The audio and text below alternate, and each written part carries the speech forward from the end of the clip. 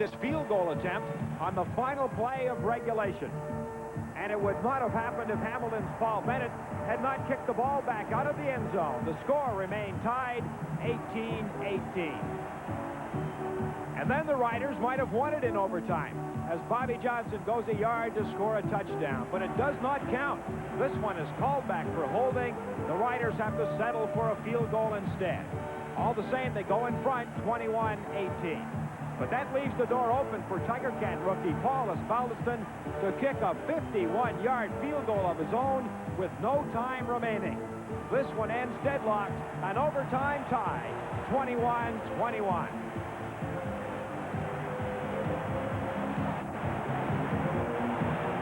They would have preferred a win, but under the new playoff format, Saskatchewan does move to within 3 points of a potential playoff berth in the Western Conference. Well, last week we had a crazy game with the Ticats at our place at Taylor Field. It was the first overtime game ever in the history of the CFL. And then, can you imagine this? It ends up in a tie. So you never know what tempo a game is going to take. But I do know this, that whenever the two Rider teams clash, it's always a heck of a football game. And this is such a great facility to play a good game and a critical game for both clubs that you just kind of wait and get after it and tee it up and let's go. And playoff aspirations are on the line for both Riders tonight, Saskatchewan and Ottawa.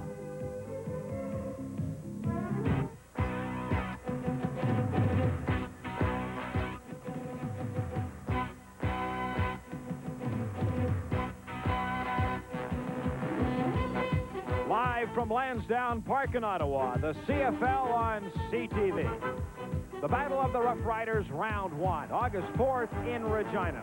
Ray Elgard hauls in the pass from Joe Pow, a 29-yard Saskatchewan touchdown. The Western Riders go in front 26-6. Bobby Johnson chips in with a pair of gallops for Majors. This a 16-yarder. Round one to the Western Riders, 33-14. But Ottawa comes into tonight's game off a dramatic win of their own. Last weekend in Montreal, down by 10 with less than 3 minutes to play. Gilbert Renfro hooks up with Mark Lewis for a 19-yard touchdown. And the Riders go for two on the convert. Renfro to Brad Callum. They trail by only 2 points, 28-26. And they come storming back for more. Renfro to newcomer Kelly Johnson. This is a 36-yard gain. And that puts Dean Dorsey in position to win it with just 3 seconds left to play. He's good on a 38-yard field goal. Ottawa wins by a single point, 29-28. And so tonight, it is the Battle of the Roughriders, round two, this time in the nation's capital. And we've got football weather here tonight. There's a bite in the air, only 11 degrees Celsius, 52 Fahrenheit, a stiff little breeze, and the chance of showers. None of which, by the way, intimidates Jack Gotta. He says when you play football regularly in Regina, an autumn night in Ottawa is a very pleasant night indeed. Hello again, everybody, and welcome back to the CFL on CTV. We expected a motion-charged game tonight. Both teams need a win. Both are lagging behind in their respective divisions, and they need to put a little push on over the last 7 games to become a playoff contender. Let's get some details on the matchup tonight. In the broadcast booth, Pat Marsden and Lee Pedersen.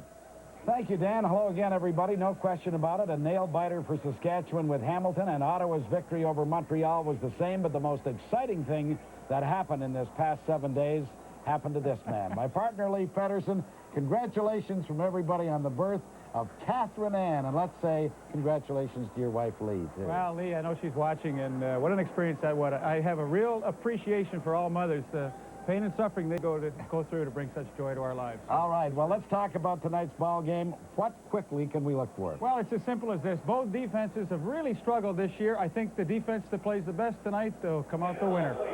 Well, we're going to find out which one that will be in just a few minutes, but right now, let's go back to Dan Matheson.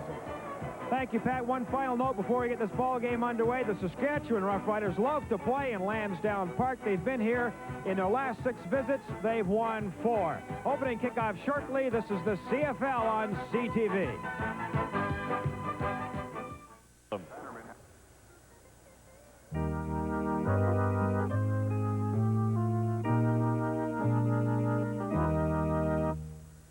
Oh, can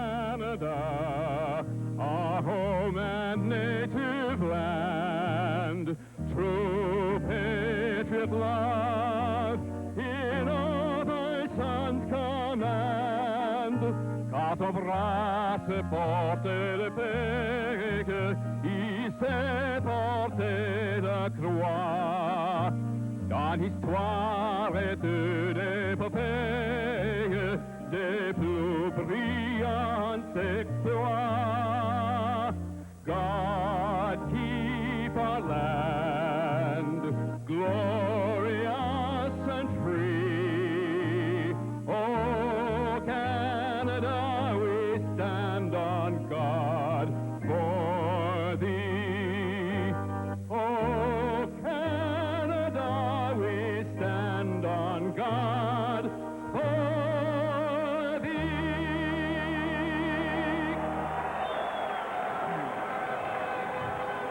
Well, there aren't many here at Lansdowne Park tonight, but those that are enthusiastic. This is also a reunion of the 1951 Grey Cup winning team that represented the Ottawa Roughriders. They're all back. Howie, Turner, Bobby Simpson. Incidentally, Bob Simpson will join us in the third quarter to tell us just who is here. But the Saskatchewan Roughriders have elected to kick off to Ottawa, and dropping back for the Eastern Roughriders, number 19, Robert Reed, and number 23, Brad Caleb. As Dave Ridgway, who kicked the field goal in overtime last week to enable Saskatchewan to tie, but missed a number, will perform the kickoff responsibilities for the Western Riders. And we're underway with Robert Reed awaiting at his 14-yard line. Penalty marker is down as Reed gets out over the 40 to the 43. And normally that's an indication that we've got some kind of a blocking infraction. It's a holding penalty against the Ottawa Roughriders, so instead of the 43-yard line, they will start inside their 25. Referee tonight is Bud Ulrich. He marches it off, and here's his call.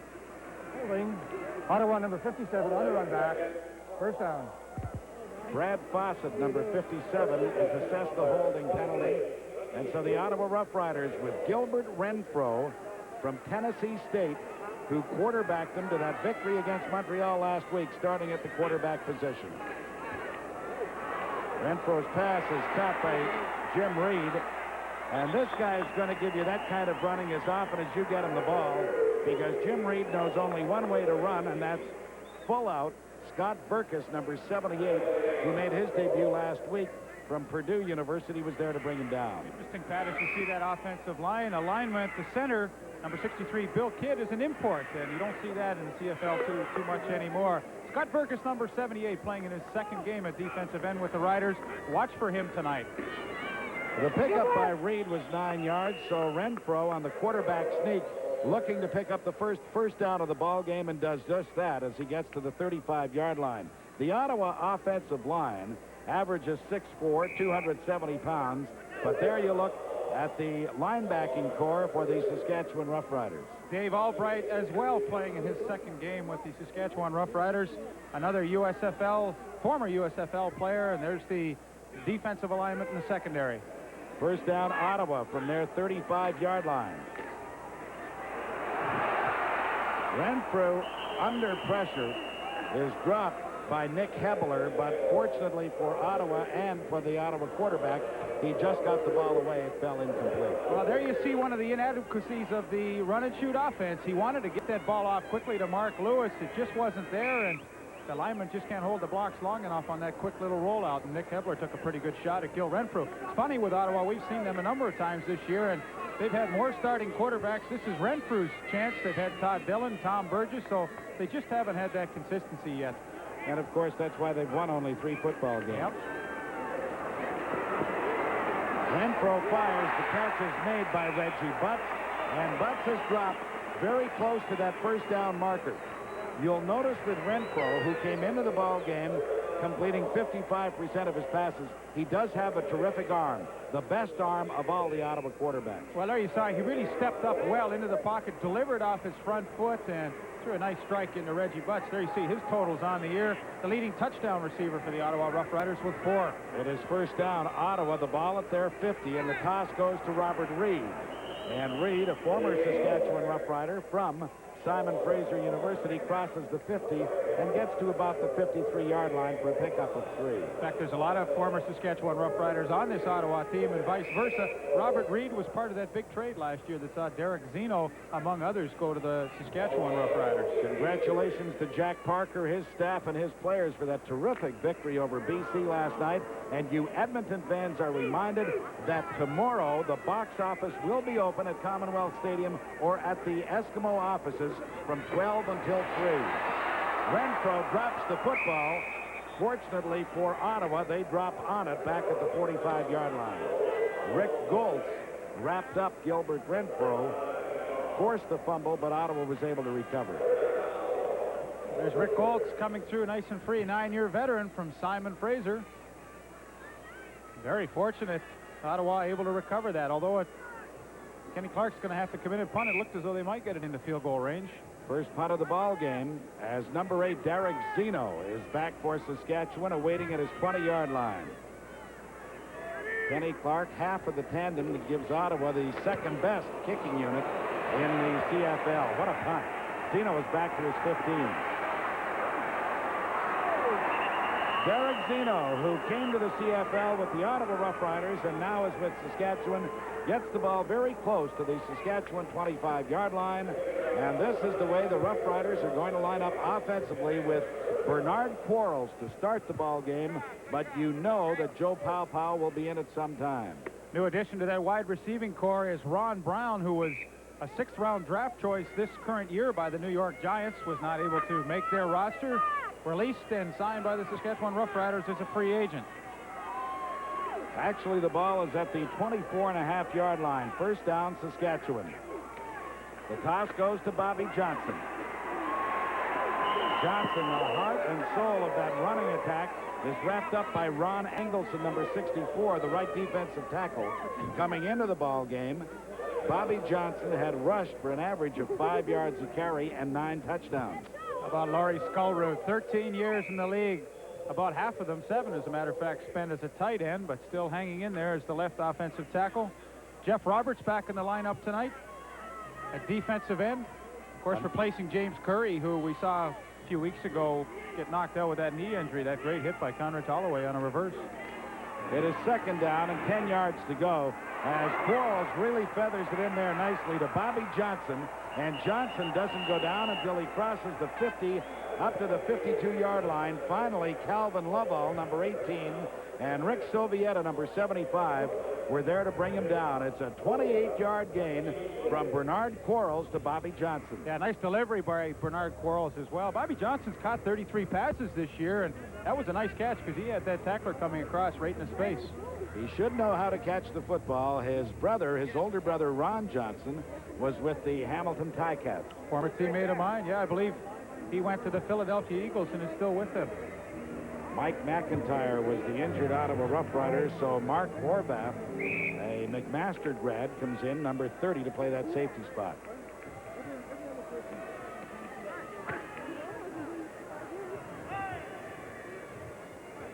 So it's first down, Saskatchewan. The ball is spotted at their 53.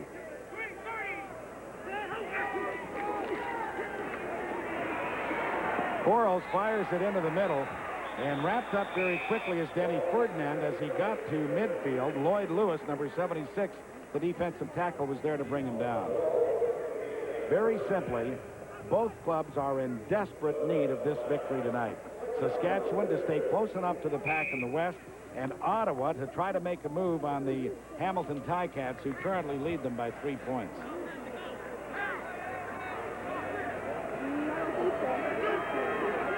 It's second down. Let's make it 8 yards to go. Saskatchewan from midfield.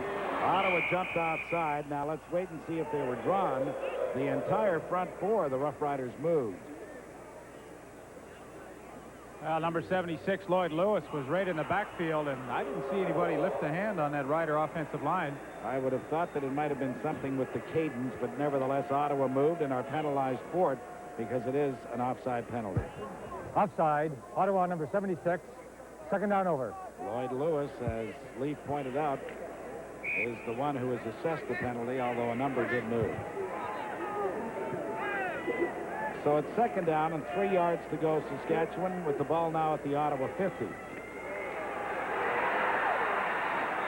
Quarles does this better than Joe Pow. He's better on his feet, and as a result, he picks up the first down for the Western Roughriders into the Ottawa 46-yard line. Bernard, coming into the ball game, had thrown 56% completions, 1 interception and 1 touchdown. So his main asset to this ball club is his ability to run. Yeah, and Ron Engelson had a hand on him in the backfield, but Bernard Quarles is a big, strong guy, and he just broke that tackle and picked up the first down. First down, Saskatchewan at the Ottawa 46. Quarles' pass is complete. And this is Mike McTagg, number 19, his 23rd reception of the year. He's brought down by Henry Taylor, the middle linebacker, number 42. Well, you see on your screen there 9 receptions coming into this game, but that's since he's moved to the Saskatchewan Roughriders early in the year playing with the Montreal Alouettes. He had some catches, and as Pat said, that's his 23rd this year. And, you know, he's bounced around a little bit lately, but he's still a pretty good, dependable inside receiver. His pickup was 13 yards. It's first down Saskatchewan at the Ottawa 34. And the toss goes to Bobby Johnson. Johnson with a nice cut. Gets inside the 30 to about the 29 before Lloyd Lewis, 76, was first there to bring him down. A 4-yard pickup, make it 2nd and 6 for the Saskatchewan Roughriders. Yeah, in fact, he's tied for the league lead in total touchdowns scored. He has 10 with James Murphy, and he's been able to get that running game going, averaging 5.1 yards a carry. And anytime you're over 5 in the CFL, you know you've got a decent running game. So it's 2nd down, 6 yards to go. Quarles looks, throws. It was very nearly picked off, but instead it is caught by Ron Brown. Brown has the first down inside the Ottawa 20-yard line. Darrell Hall went for the ball, missed it. Brown, with good concentration, was able to haul it in. Yeah, that was a good catch. He's originally from the University of Colorado, and he was a running back his senior year at Colorado, played receiver his sophomore and junior years, but in the senior year they decided to shift him to running back, but the Giants drafted him as a wide receiver, of course released, as I mentioned earlier, and now with Saskatchewan. But I would imagine when he catches the ball, he knows what to do with it if he was a running back. I would think, and I also think that I speak for football fans right across Canada in wishing James Bell, the fine Edmonton Eskimo defensive player who was injured last night, our very best. He was seriously injured, suffered damage to the spinal cord. The neurological tests today were positive. He is, however, suffering paralysis at this moment. Our prayers and our thoughts are certainly with James Bell tonight. It is first down Saskatchewan with the ball at the Ottawa 18. The give is to Bobby Johnson. And he could not fight off tackles led by Greg Marshall for 1, Rick Sovieta and Harry Taylor, Jeff Roberts. They were all there to just shut down that entire side. Jeff Roberts got the initial penetration, and then Henry Taylor and company moved in. 4 for 4 is Bernard Quarles in the ball game for 56 yards. This has been an impressive drive for the Saskatchewan Roughriders, who took that Ken Clark punt and have marched all the way down to the Ottawa 17-yard line. Quarles' pass is caught, and a good one by Derek Zeno at about the 11-yard line.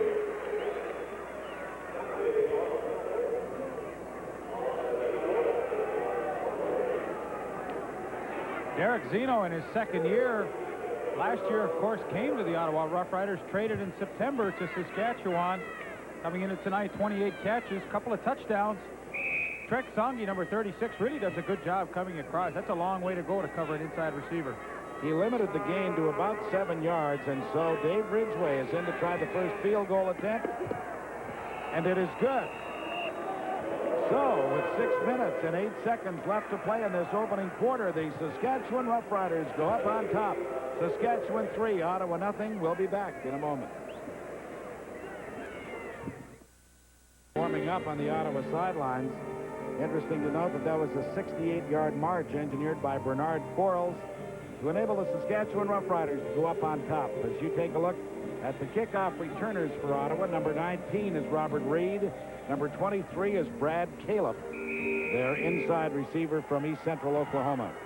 But again, this one will go to Reed at the 20-yard line. Good return. Gets it over the 40 to the 42. So Ottawa will like that field position as they try to get back now and see if they can't get on the scoreboard.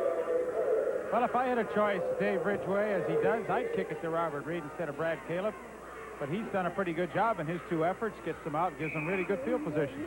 23-yard kickoff return for Robert Reed, who stays in the ball game at that running back spot to join the fullback, Jim Reed, number 32.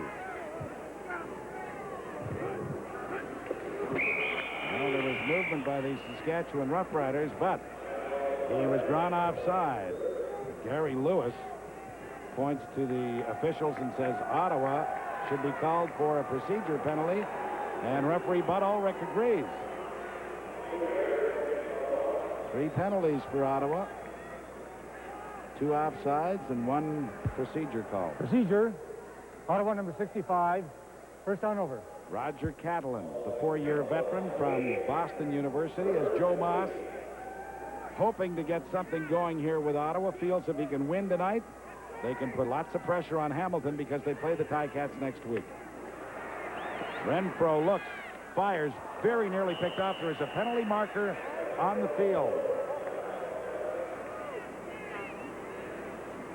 Well, he threw it in the area of middle linebacker number 39, Dave Albright.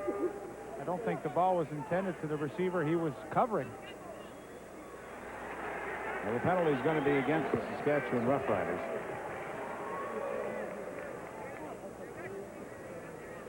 It was 1st and 15. It will now be 1st and 10. They call Saskatchewan for holding. Illegal block, Saskatchewan number 39, first down over. Well, as a matter of fact, it was an illegal block. Saskatchewan number 39, and that would be Dave Albright, just the fellow that you pointed out. Yeah, his Robert Reed was coming over the middle. He kind of clotheslined him a little bit. Got caught.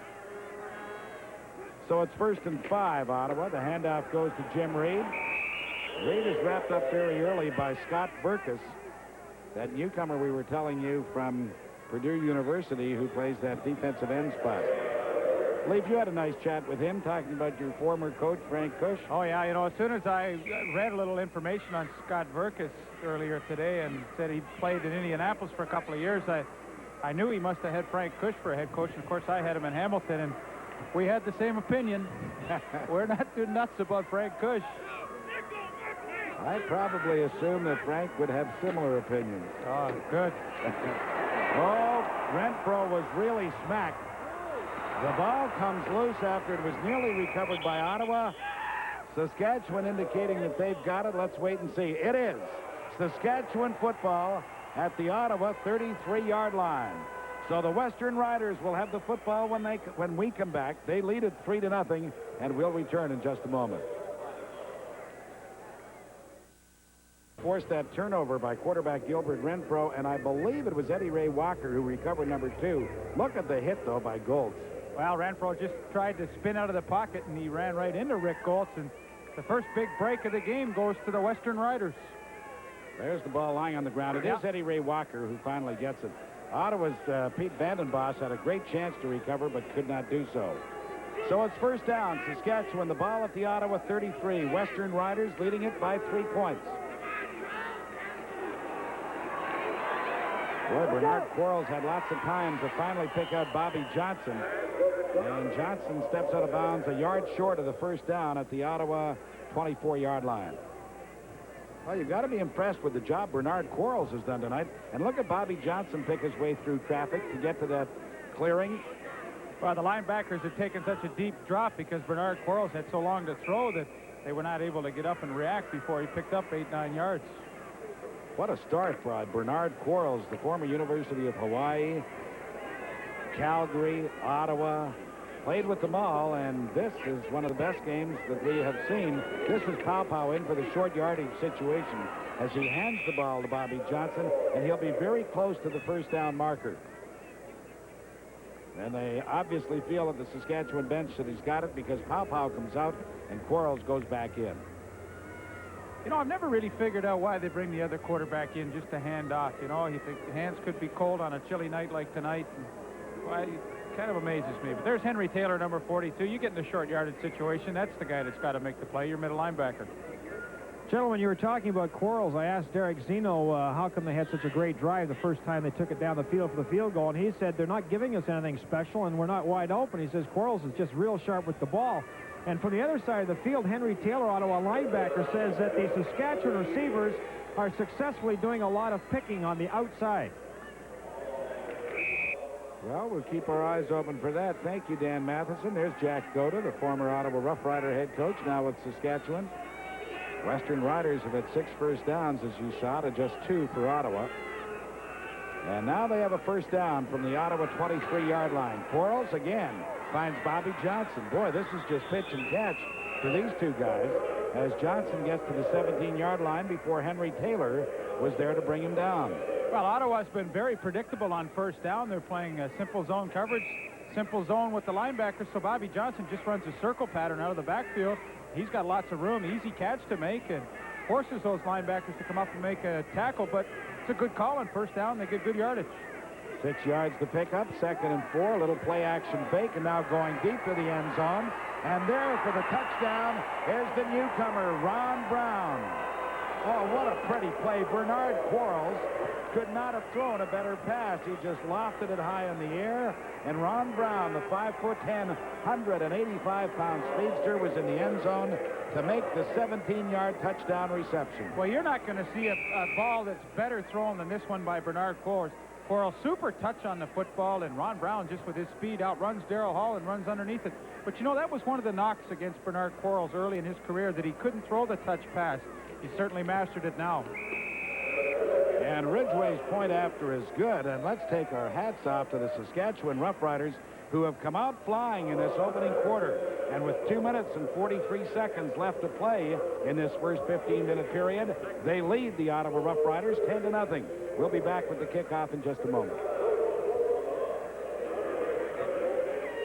The ball twice in this first quarter. Both times have resulted in scores. One a field goal by Ridgway, now a touchdown from Bernard Quarles to Ron Brown, as Ridgway's kickoff will again be handled by Robert Reed from his 11-yard line. Oh, he very neatly ducked under a tackle and got to the 35. Billy Jackson, number 45, the linebacker, was down to make the tackle on that kickoff for Saskatchewan. So Ottawa, in desperate need of some kind of an offensive performance here, will begin from their 35-yard line. So, Pat, it's interesting. I had a chat with Jack Goda before the game, and he said, watch out for this guy, Ron Brown, number 86. He's a heck of a receiver. And sometimes when a new player comes into the lineup, you always take that with a grain of salt, because all coaches say their new guys are good players, but he really made a nice accelerating move to get in and make that touchdown reception. Offside. Should watch out for his Saskatchewan on the right kickoff. now. Re-kick. Saskatchewan was offside on the kickoff, according to the referee. So they'll do it again from the 30-yard line. And Ottawa will now hope to get the ball somewhere up around their 40 or 45.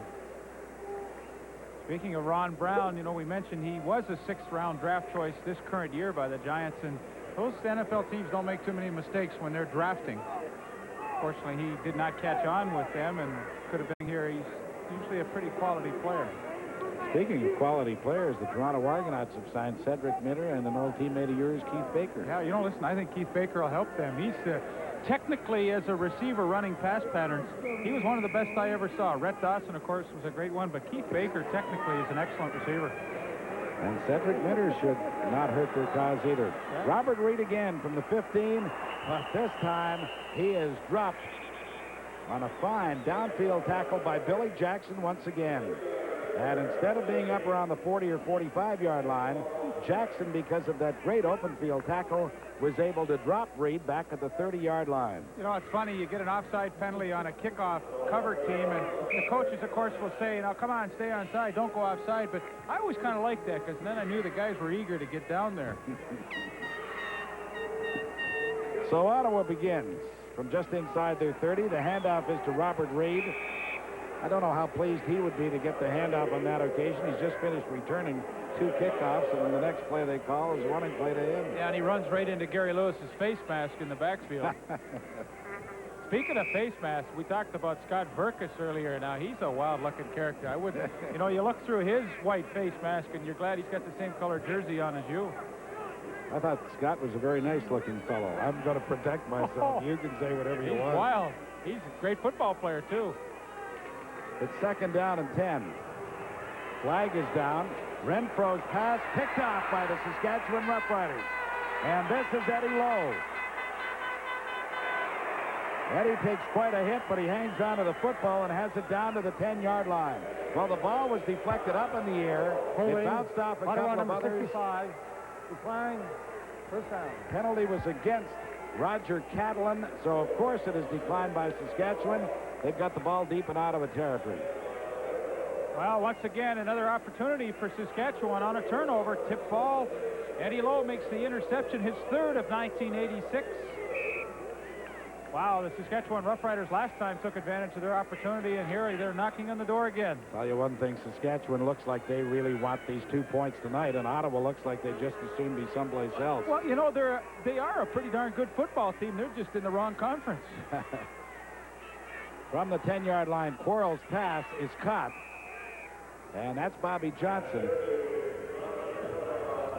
Now, let's see where they spot this one. It's not going to be much of a gain, probably about 3 yards. Yeah, he wanted to go to Ron Brown again on the deep fly pattern, the same one he scored the touchdown on, but good coverage by Darryl Hall forced the shorter pass to Bobby Johnson. He's the ideal back for the CFL, though, isn't he? Good, quick runner on the sweeps outside, catches the ball well. Picked up 3 yards on that occasion.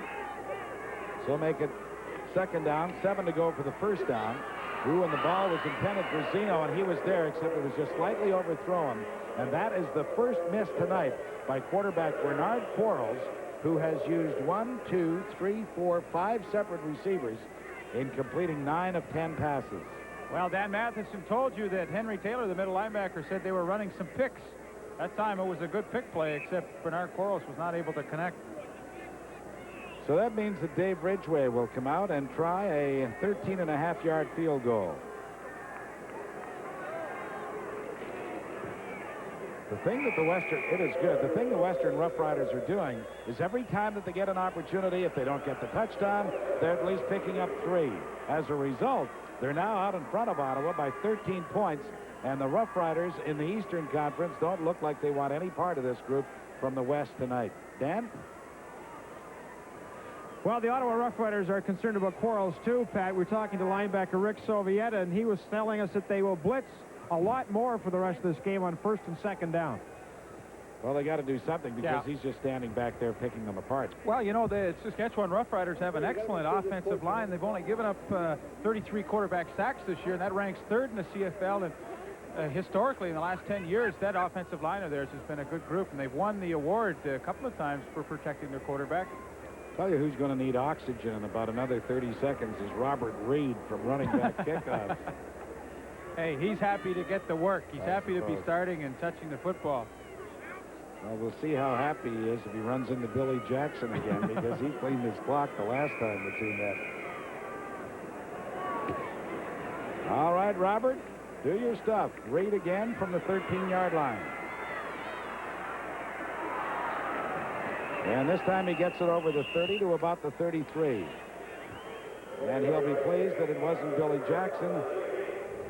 Steve Crane, number 38, was down, and so too was Mark Ernest, 54.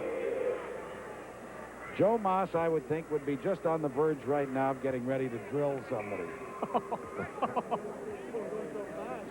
Because defeat does not rest lightly on that man's shoulders. He's not your Bjorn Borg on the sidelines there. He wears his emotions on his sleeve, no question about that. Renfro drops back.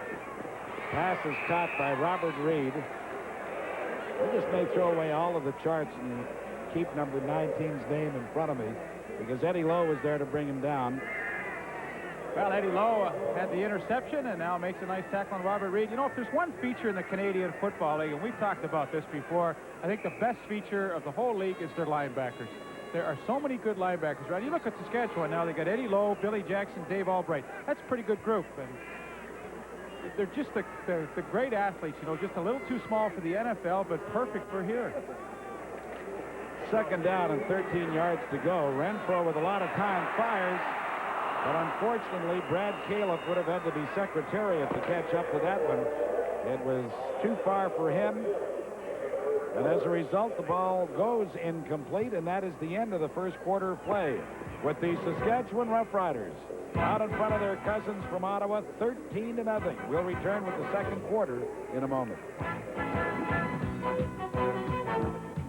To start the second quarter of play, Ken Clark punted to Derek Zeno. A flag comes down as Zeno takes it over the 45 to the Saskatchewan 46-yard line, but it'll be coming back at least toward the Saskatchewan goal line. Well, Derek Zeno last year in 1985 was second in the CFL in punt returns and second in kickoff returns. Boy, if Darnell Clash hadn't been hurt this year, he might have set a new record. Illegal block. Saskatchewan number 27 on the run back. First down. Glenn Suter was called for the illegal block as we take a look at what happened statistically in that first 15 minutes of play. Ottawa minus 6 yards total offense. You don't win a lot of football games with a statistic like that. 2 turnovers by the Roughriders as well. Both, well, one was a pass interception and then a fumble by Gilbert Renfro.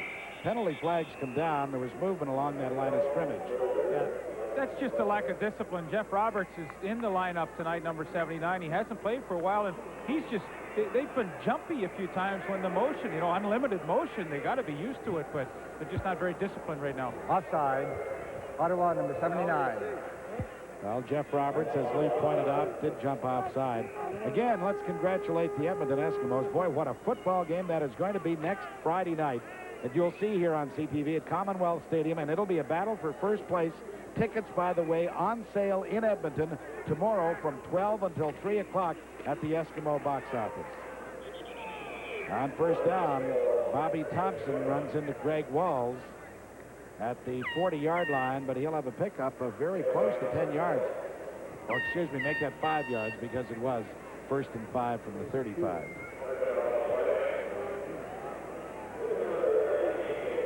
I mean, could you have believed that Edmonton would win a game in BC Place as decisively as they did? 32-3 the final score before a huge crowd. How disappointed those Lion fans must have been. You know, I'll tell you, the teams around the league I think will be pretty happy about that Edmonton victory last night, because the word I get from talking to a lot of the players and other people is they've kind of had enough of BC. They feel they're a pretty cocky group, and I'm sure around the league they were happy to see them get knocked off last night. Boy, I'll tell you, though, what a record Coach Don Matthews has had since moving there from the Edmonton Eskimos.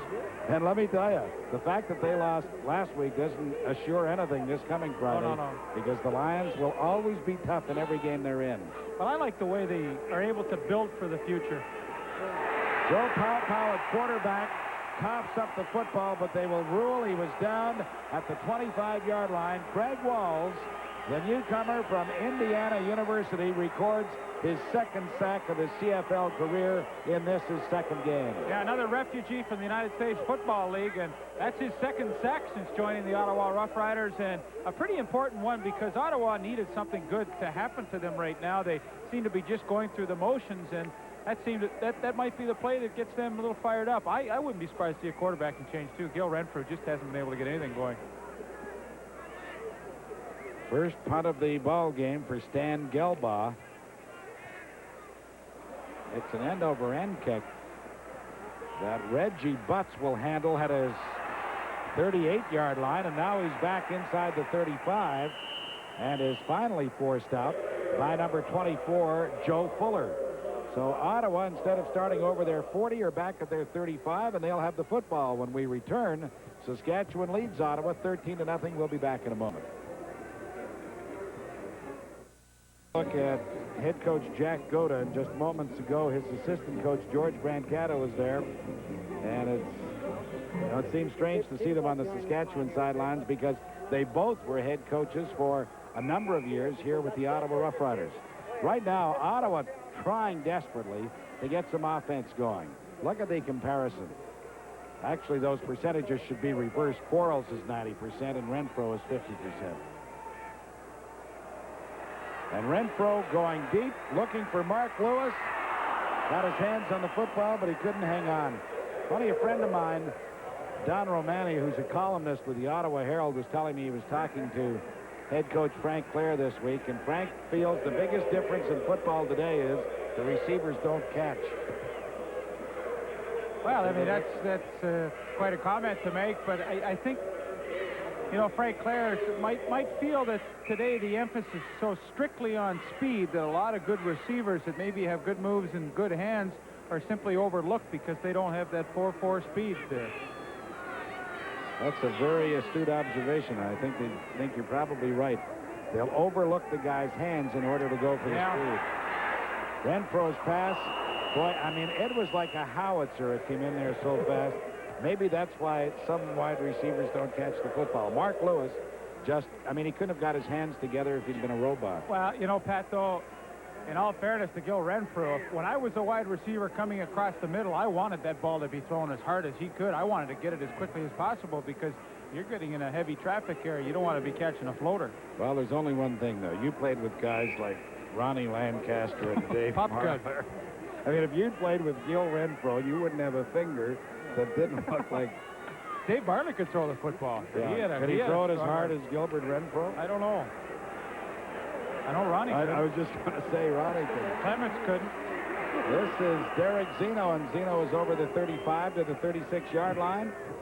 And Saskatchewan will have the ball when we come back. They lead it 13-0 with 12:18 left in the second quarter.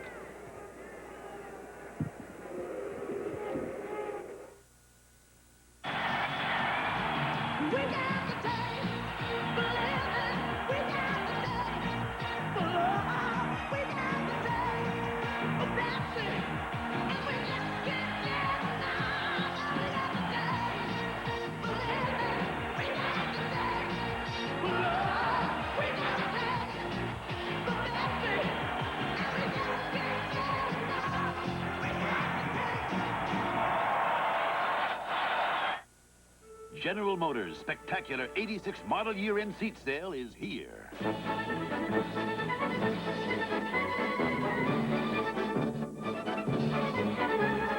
6.8% financing on new 1986 Pontiac Acadians, Fieros, Chevy Chevettes, and Novas. 9.9% financing and special deals on other selected new 1986 GM cars and pickups. Hurry, seats are going fast. Seat sale on for limited time only. There's George Brancato. Georgie, of course, used to be famous for chewing ice cubes on the sidelines, but he doesn't have the same pressures now as an assistant coach. And, of course, Georgie's got a good deal. He's still being paid by the Ottawa Roughriders. And since he's not a head coach, and that was part of his deal, he could sign on with another club as an assistant coach, so he's grabbing 2 salaries. That's I think this is the last year that arrangement continues, isn't it? Yeah, it is. From the 36-yard line, it is first down for Saskatchewan. And on the handoff, Danny Ferdinand gets out over the 40 to the 41 before Ron Engelson, number 64, another Simon Fraser grad, was there to bring him down. Pat, we've got a bit of a scoop for you down here in the sidelines. Pat, Nick Hebler has guaranteed that the Saskatchewan Roughriders are going to the playoffs this year. He said they will beat out Calgary. How's that for a prediction? Well, let me offer you some advice. Don't argue with Nick Hebler.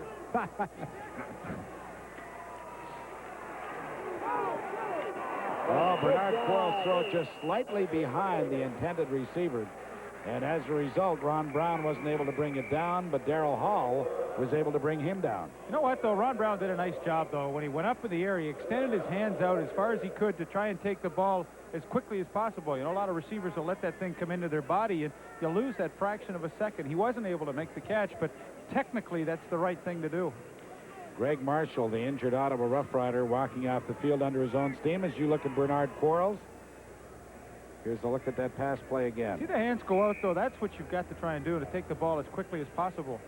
But, you know, Nick Hebler's statement about making the playoffs, of course, with the new playoff format this year, there is some incentive for teams like Saskatchewan who find themselves a little better than the halfway point of the season in last place. They still have a shot.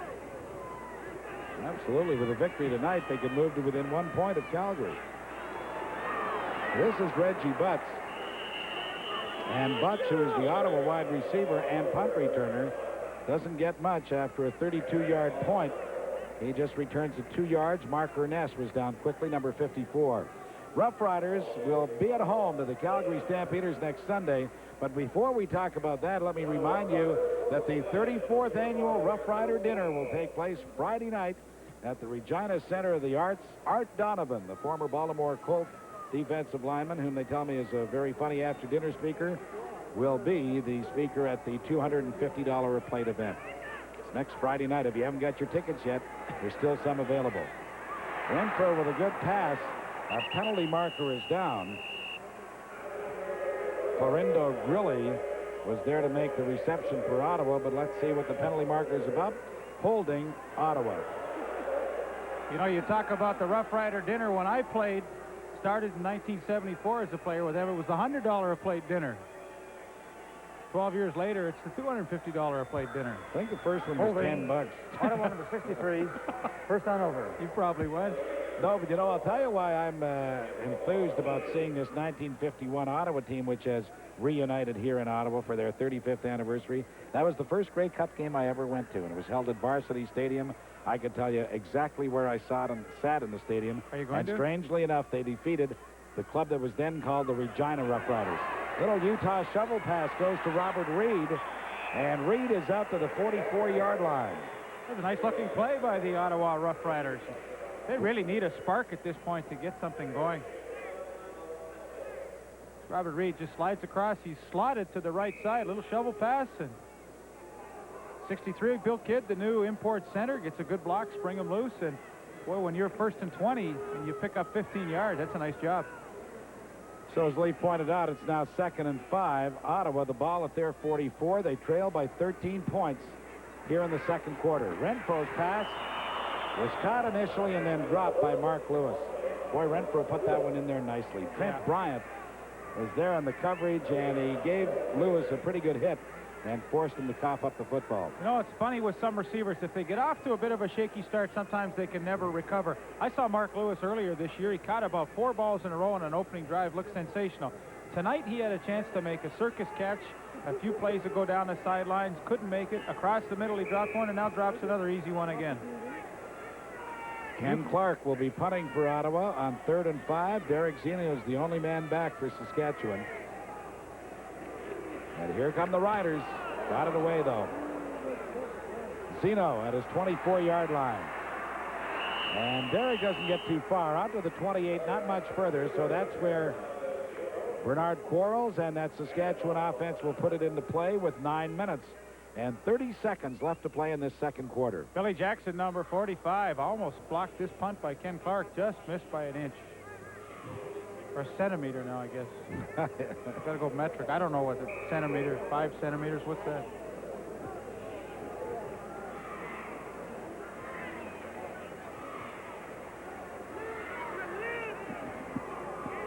So there are the numbers on Bernard Quarles. You can see how impressive he has been tonight.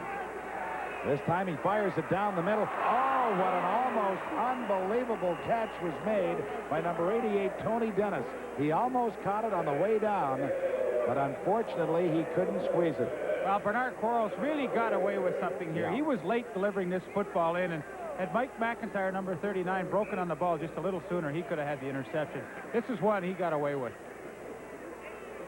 Boy, Tony Dennis almost made a circus job, though, didn't he? It was a close one. 2nd and 10. Saskatchewan at their own 28. Flag is down. Bernard is 2 at the 41. That would be a first down, but you got to know it's holding against Saskatchewan.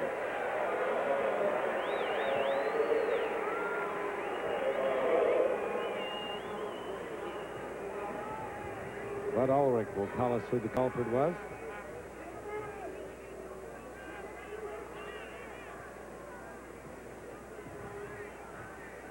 That's a killer for Saskatchewan, because now instead of having a first down up over their 40. Holding. Saskatchewan number 51.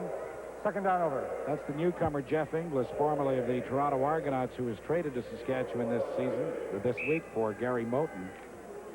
He's called for holding, and the ball is put back at the 18-yard line, where instead of first down over the 40, it's now 2nd down and 22 yards to go.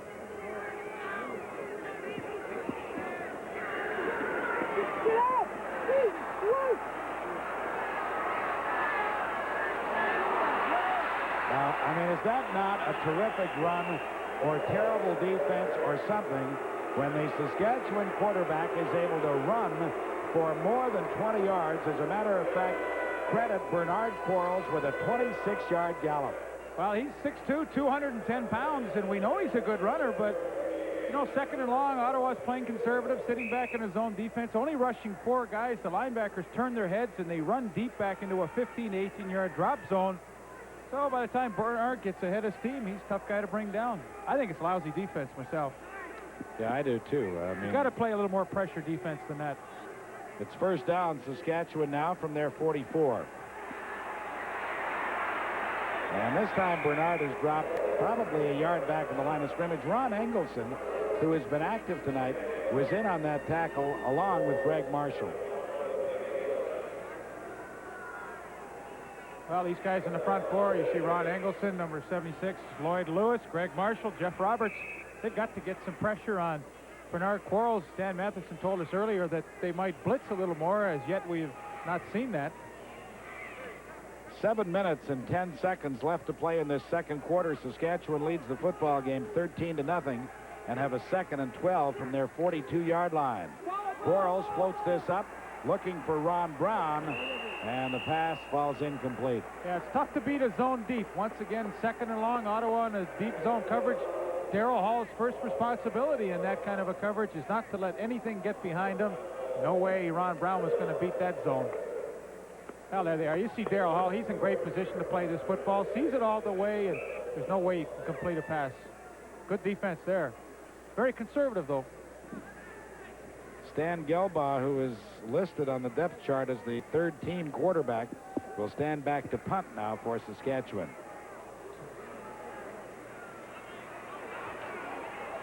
Reggie Butts on the run at the 36-yard line. We're going to have a no-yards penalty assessed against Saskatchewan. Number 24 for Saskatchewan, Joe Fuller, was down to make the tackle, but no yards will be the call, and Ottawa will have possession up around their 50-yard line. When we return, Ottawa trails Saskatchewan 13-0 with 6:39 left to play in this second quarter. Something different at Tommy Tucker's. A fillet cut from Canada grade A beef and char-broiled just like at home, Ma. Sit alongside that fillet, a home-baked spud, just the way you serve it, Ma. All you can eat of Tommy Tucker's salad bar. Ma, it could have come from your garden. And the corn on the cob, tasty, Ma. It's all just $7.95, only for a short time, and only at Tommy Tucker's. Ma, you've been working for Tommy Tucker's. Tommy Tucker's.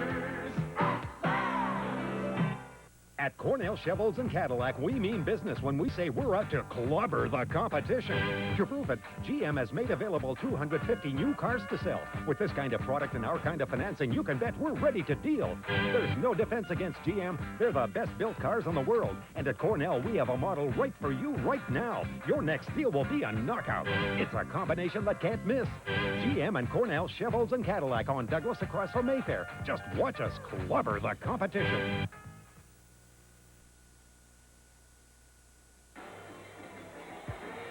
No yards.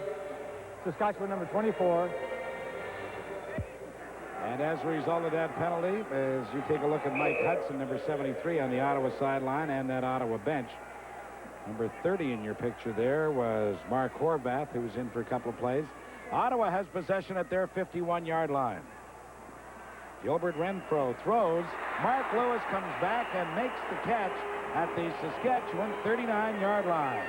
Now, there was a good effort by the Lincoln Locomotive's son, Mark Lewis, and he gives Ottawa their biggest gain of the night. Well, he runs a deep comeback pattern to the inside, and that's what, see what he does? He gets Trent Bryant turned around thinking that he's going deep on a fly pattern, stops it, turns around, makes a good catch. Well, it'll be unbelievable if Ottawa gets on the scoreboard here and closes to within 6 points, because, I mean, they've done nothing the entire half. Going deep, Renfro just beyond the hands of Brad Caleb. You have to be impressed with the throwing arm, though, of Gilbert Renfro. Well, Eddie Ray Walker, number 2, came on a safety blitz, got an arm on him, but Renfro stepped up, and, boy, he does have a strong arm just out of the reach of Brad Caleb. See, that's the trouble. You got all receivers that are 5'9". Yeah. No, that's true. You know, at some point in time, it cost you a little bit, and those few inches cost them right there. They're bringing in a big guy, though, Jerome Erdman. He's 5'9½". Oh, well, he'll fit right in. I don't know if they got a uniform big enough. He's going to help that team, Jerome Erdman. You know? Jerome's a good player. Sure he is. Well, poor old Gilbert there got completely caught up in the traffic, and Leafs pal Scott Burkus was there to bring him down. Well, he had a couple of sacks last week in their tie against Hamilton. This is the new craze now, bang the helmets. I kind of like that one. That's better than high fives. Well, Scott would like it, too. Like, he'll have... Oh, no. By the time this season is over, he'll have dents that'll make it look like a 1942 Dodge. No. We got a team that we're going to announce later on, a mean and nasty team, and, boy, I think he might be able to get around on that one. Scott's a good-sized young fella at 6'6", 285 pounds. Oh, he hasn't missed any meals. And because of his big play, we're going to see Dean Dorsey attempt a 52-yard field goal. Look at that second and field goal accuracy to Lance Chomick. Yeah, he can make of this the Toronto Argonauts. Oh, Dean, listen, I believe Dean could make it from anywhere on the field. It is good. Dean Dorsey is such a terrific clutch performer that he could play on any team that I would ever be associated with. He comes through with a 52-yard field goal. And there was never any doubt about it, just as there was no doubt last week in Montreal when his field goal won the ball game for Ottawa. And he's a first-class guy, too. University of Toronto. Dean Dorsey tried out with the Hamilton Tiger Cats, couldn't unlodge Bernie Ruoff, found a home in Ottawa, and boy, are they fortunate they were able to get him. Well, that 52-yarder is the longest one of the season for Dean Dorsey. Previously, his long one had been 49 yards, and I'm just looking to see. Joe Poplawski has one 45 yards, but somebody who had a 53-yarder, as I recall, J.T. Hay of Calgary had a 53-yarder. That's the longest one, I believe, of the season. Lined up to kick that 51-yarder last weekend in overtime. Did you think he was going to make it? I doubt that Mrs. Oswald really thought that he had much of a chance, but he did a terrific job. Oh, what a kick. And he had room to spare. Yeah. No, that was a terrific pressure kick. Well, it makes Al Bruno look like a genius because he had Zenon Andrushishin in fighting for that job all week and decided to go with the youngster, and boy, he sure didn't let him down. Bernard Quarles' pass is over the head of the intended receiver. Number 19 for Saskatchewan is Mike McTagg. Well, he had a good pattern, called 3 men to the short side of the field. You try and stretch that zone out. That was really the only place he could throw the ball, and he was just hoping McTagg would make a great catch. Bernard really started quickly for Saskatchewan. He was 9 for 9, but now he's gone 0 for 5. And that might be the telltale sign that Joe Pow will make his entrance soon. Well, you know, Quarles in 1983 threw 17 touchdown passes. That ball was partially blocked. Ottawa has possession in Saskatchewan territory at the 45-yard line.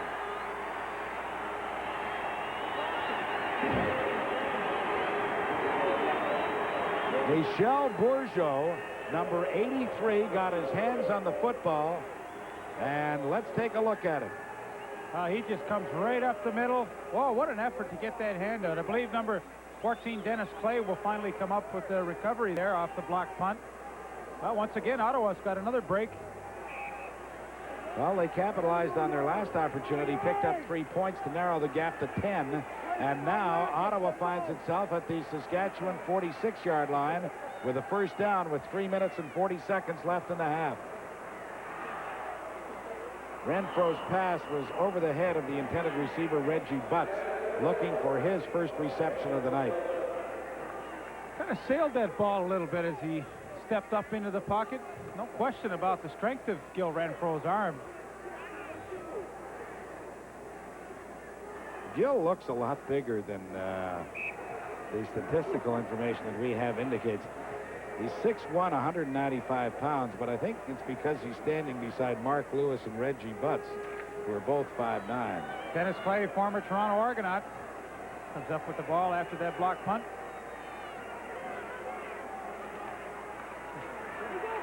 Renfro looks. The pass is caught by Brad Caleb. He's inside the 20. And he's inside the 5-yard line. Brad Caleb from East Central Oklahoma University with his 14th pass reception of this season. does not have a touchdown yet and came within 3 yards of getting his first.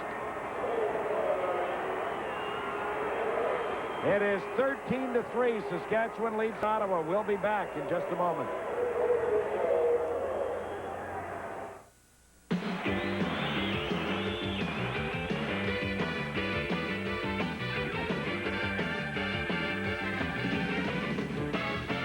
Get moving to Extra Old Stock and get that real beer taste.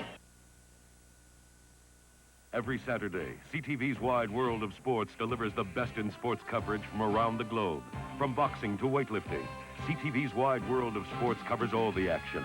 Every Saturday on CTV, for those who want it all. Following today's telecast, the Carling O'Keefe Sports offensive game star will receive a Royal Canadian Mint 1-ounce solid gold coin, presented by Mita. At Mita, they believe the best way to make better copiers is not to make televisions. Mita, just great copiers, nothing else.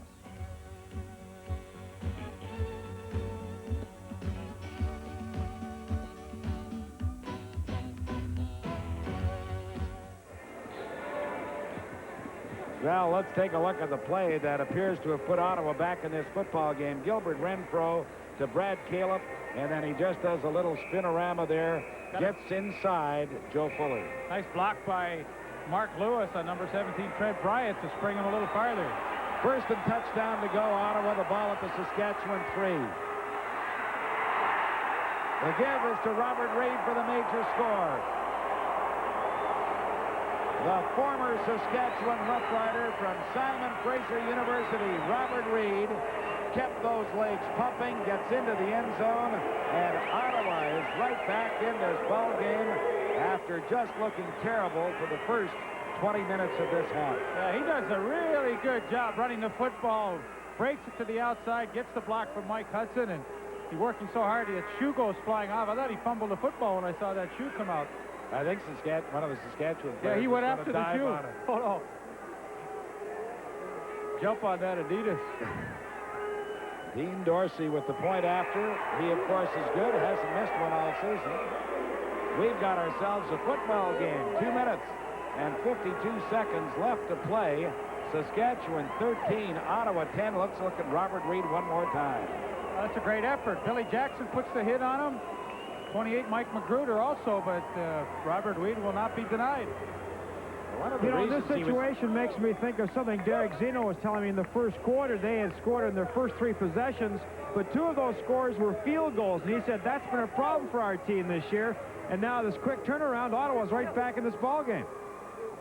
Well, there's no doubt about that. And I think that Robert Reid, one of the reasons he was able to get into that end zone, he was so low to the ground, Leaf, that they just had no, there wasn't a good something to fix on and drill him.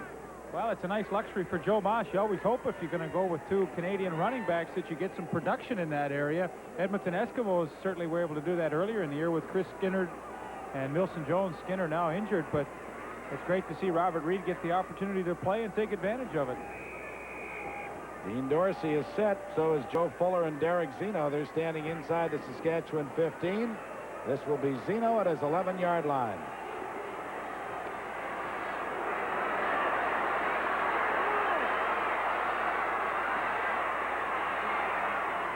Zeno with a very good return for Saskatchewan before he's forced out by Craig Songi, number 36. Well, of course, we'll have a full halftime show for you. Take a look at what's happened in this 13th week of the CFL schedule. And a real good up-close and personal look at Ray Elgard, the fine receiver of the Saskatchewan Roughriders. Commissioner Doug Mitchell will be by to answer your letters. And Leif Pedersen will show you the highlights of this first half, which is really close now, 13-10 in favor of Saskatchewan as they begin from their 43. Bernard Quarles' pass is caught by Mike McTagg. And McTagg is inside the Ottawa 30 to the 28-yard line. Mike McTagg, who can do an awful lot of things for you. He can catch the football. He can also be a punter. And he makes a good run here after making the catch. Well, teams make adjustments at certain points in the game to the kind of defense that they're seeing. And Bernard Quarles said, well, if they're going to stay in that 3-deep zone like they've been playing the whole first half, I'll just send my inside receivers down that natural seam that's created, and he threw a perfect strike. Mike McTagg makes the catch and a good run with the football. 39 yards they pick up. Ron Engelson is the injured Ottawa Rough Rider, laying around the midfield mark, but Saskatchewan is going to have possession at the Ottawa 28-yard line. And the best thing to do, of course, after you've been scored upon, is come right back with a score of your own, because that really takes the starch out of the team that was, sailing so high after their touchdown. Incidentally, you'll meet Ray Elgard at halftime, as Pat told you. He's not playing tonight. He's got a strained knee, and hopefully they'll have him back in the lineup. They project him back in the lineup for next week's home game against the Calgary Stampeders. How about that Western Conference, though? If Saskatchewan were to win tonight, they'd have 11 points. Calgary has 12, playing in Hamilton tomorrow. This is Bobby Johnson. Bobby fights his way inside the 25 to the 24-yard line. And he'll have a pickup of about 5 yards. Pat, an interesting comment from Greg Marshall, too. He credits Bobby Johnson for a lot of Saskatchewan's success in that first quarter. He said they were ready, the Ottawa Roughriders were ready for Saskatchewan to come out running tonight. Running is a lot on first down. It didn't happen. That's why they got caught off guard.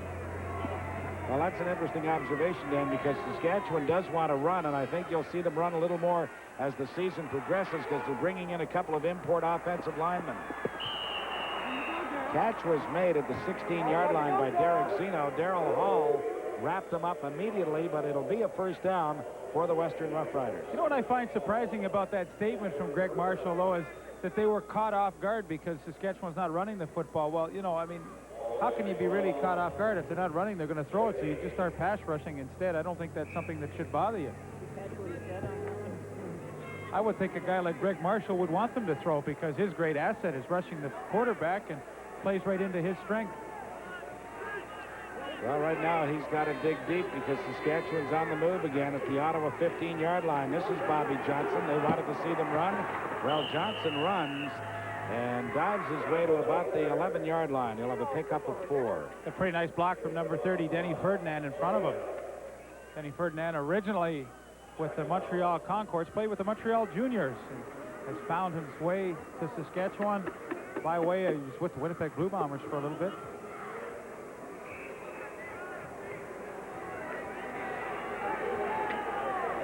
Pickup was 4. It's second down and 6. Saskatchewan. The ball is at the Ottawa 11.5-yard line. 1:35 left to play in this second quarter. Quarles fires over the middle, complete to Zeno. He has the first down. He's inside the 5-yard line to about the 2. Mike McIntyre prevented him from getting into the end zone. That's an extremely tough pass pattern for a defensive back to cover. They bring Zeno in motion, and he runs as fast as he can straight across the field. Now, number 36, Treg Songy's got to try and cover him. That's a tough job. What a terrific drive this has been by the Saskatchewan Roughriders. They have moved it all the way from receiving the kickoff down to the Ottawa 2-yard line. Here's a look at assistant Ottawa coach Ted Heath. And he's the defensive coordinator, so he has to be a little concerned. The handoff goes to Bobby Johnson. Touchdown, Saskatchewan.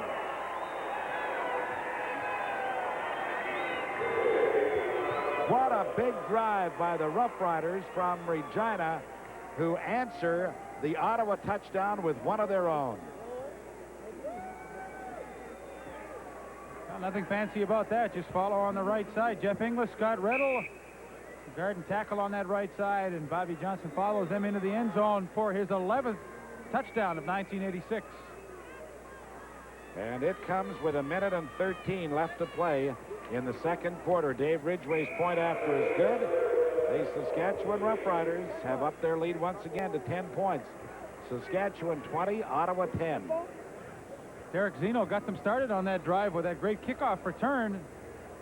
Finally culminates with number 26, Bobby Johnson, scoring his 10th TD rushing this year. Add another one on a pass reception, he leads the league with 11. Talking to an old friend of mine, J.I. Albrecht, this week. J.I., of course, is down in Halifax. And it's unbelievable how much football that guy knows. I mean, he follows the CFL as closely as he did when he was the general manager of the Montreal Alouettes or the Toronto Argonauts. There's no more astute observer than J.I., and he's I guess, doing a bang-up job down in the Halifax area. Well, he was my agent when I played my last few years in Hamilton. Well, that might have been his toughest task in football. He said I was the easiest guy to sign because I didn't make anything. I never quite liked the quote in the paper when I signed my last contract in Hamilton, and they asked J.I., was it tough with Ralph signing Leaf? He said, no, it only took a cup of coffee. I'm never sure how to take that. This is Robert Reed. And Reed returns the ball to the Ottawa 40-yard line, which is where they'll put it into play, with 1 minute and 7 seconds showing on the clock before halftime.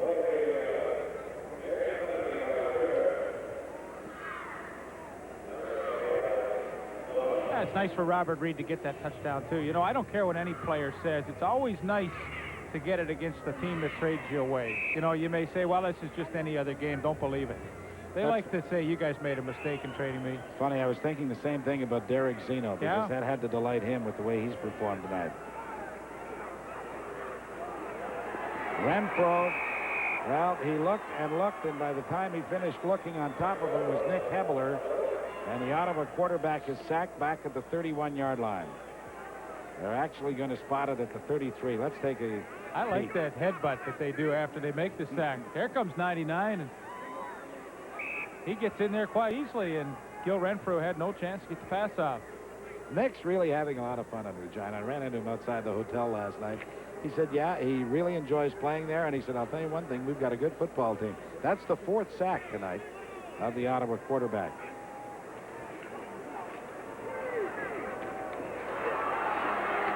Well, the Roughriders' Robert Reed cops it up. Saskatchewan has recovered at the Ottawa 48-yard line. Now we've got a penalty marker down. And with 38 seconds, this will enable Saskatchewan to put more points on the board.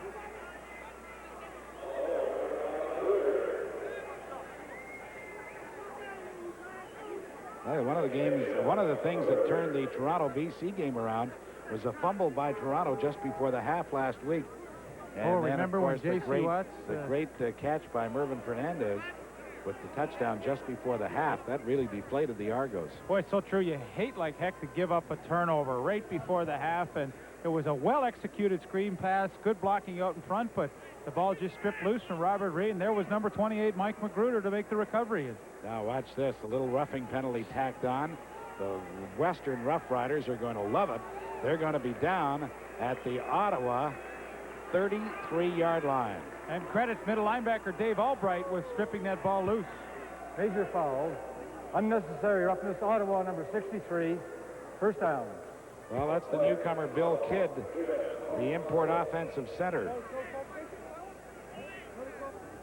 And the only reason why we keep referring to him as the import offensive center is just become so unusual to see an import player play in that offensive group.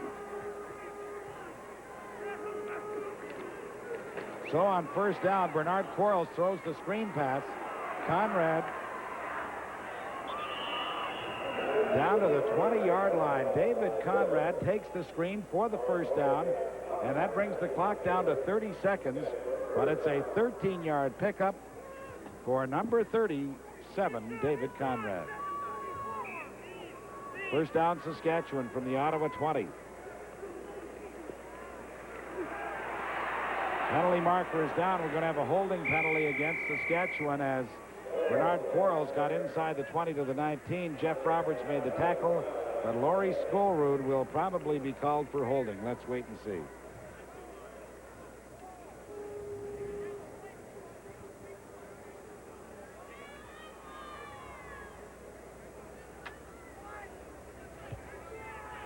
Holding.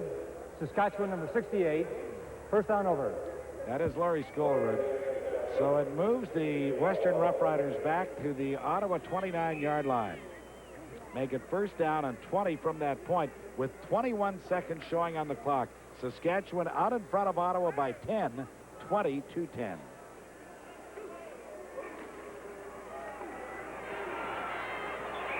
Well, Bernard Quarles was under tremendous pressure. He was looking for Bobby Johnson just floating across the middle.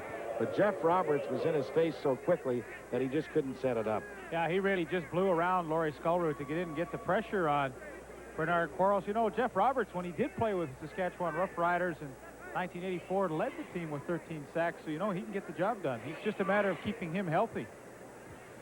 Conrad comes out of the ball game, and back in goes Denny Ferdinand on 2nd down and 20. Saskatchewan back at the Ottawa 29.5-yard line. Clock will not start until the snap of the ball. 17 seconds left to play in this second quarter.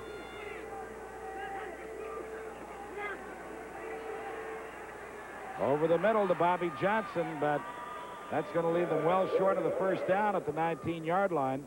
So we will see Dave Ridgway with 12 seconds left to play in the half. You know, I thought it was a pretty good play by Bernard Quarles. He's in field goal range. He's got it right in the middle of the field now. It'd be very tough to pick up a first down. It's just too far to go. And as his head coach, Jack Goda, and our former broadcast mate with CTV would say, never give up the trays. Never give up the easy 3 points when you get in that range. So the field goal try will come from the 25-yard line by David Ridgway. And it is good.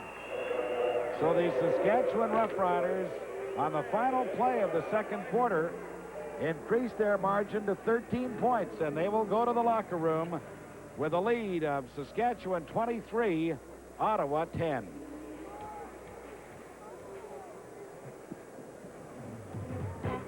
Stay with us for the CFL this week. Coming up during our intermission, we have highlights of the last 2 nights to show you. Commissioner Doug Mitchell is here to answer your questions. We will profile Saskatchewan's Ray Elgard. And Leaf comes back with his highlights and his analysis. This is the CFL on CTV. So this is Earth. Kind of nice. Now to find a Radio Shack store. They're having a big sale on computer diskettes. Very important on my planet. Teleport mode? Computer diskettes. Save 28 to 39% on 3 1/2, 5 1/4, and 8-inch diskettes. On sale until October 31st. Better get to Radio Shack quick. Hey, buddy, where's the nearest Radio Shack store? Boy, what a nuxix. G'day. Canada sure is a sporting nation. This one's my favourite over here. Rap dancing. Of course, back home, our favourite sport is shark wrestling. Shark wrestling? Nothing better than sitting down to a few rounds of man versus hungry white pointer. With a drop of the amber nectar, Foster's. White pointer? Yeah. Of course, the hard part is getting the sharks into those tight little wrestling shorts. Foster's, now brewed here. If you're a young Canadian thinking about where you're going, you're beginning to see the obstacles. The high cost of university, the difficulty of learning a high-tech trade. Think about the Canadian Armed Forces. We need you. We'll help you get a degree or learn a skill and guarantee you a job. Visit a recruiting center and talk to us. It's your choice, your future. The Canadian Armed Forces. Canadians are gearing up for their annual charity fundraising blitz, but some say old-time philanthropy's on the way out. We examine the ethics of fundraisers for hire Sunday on W5.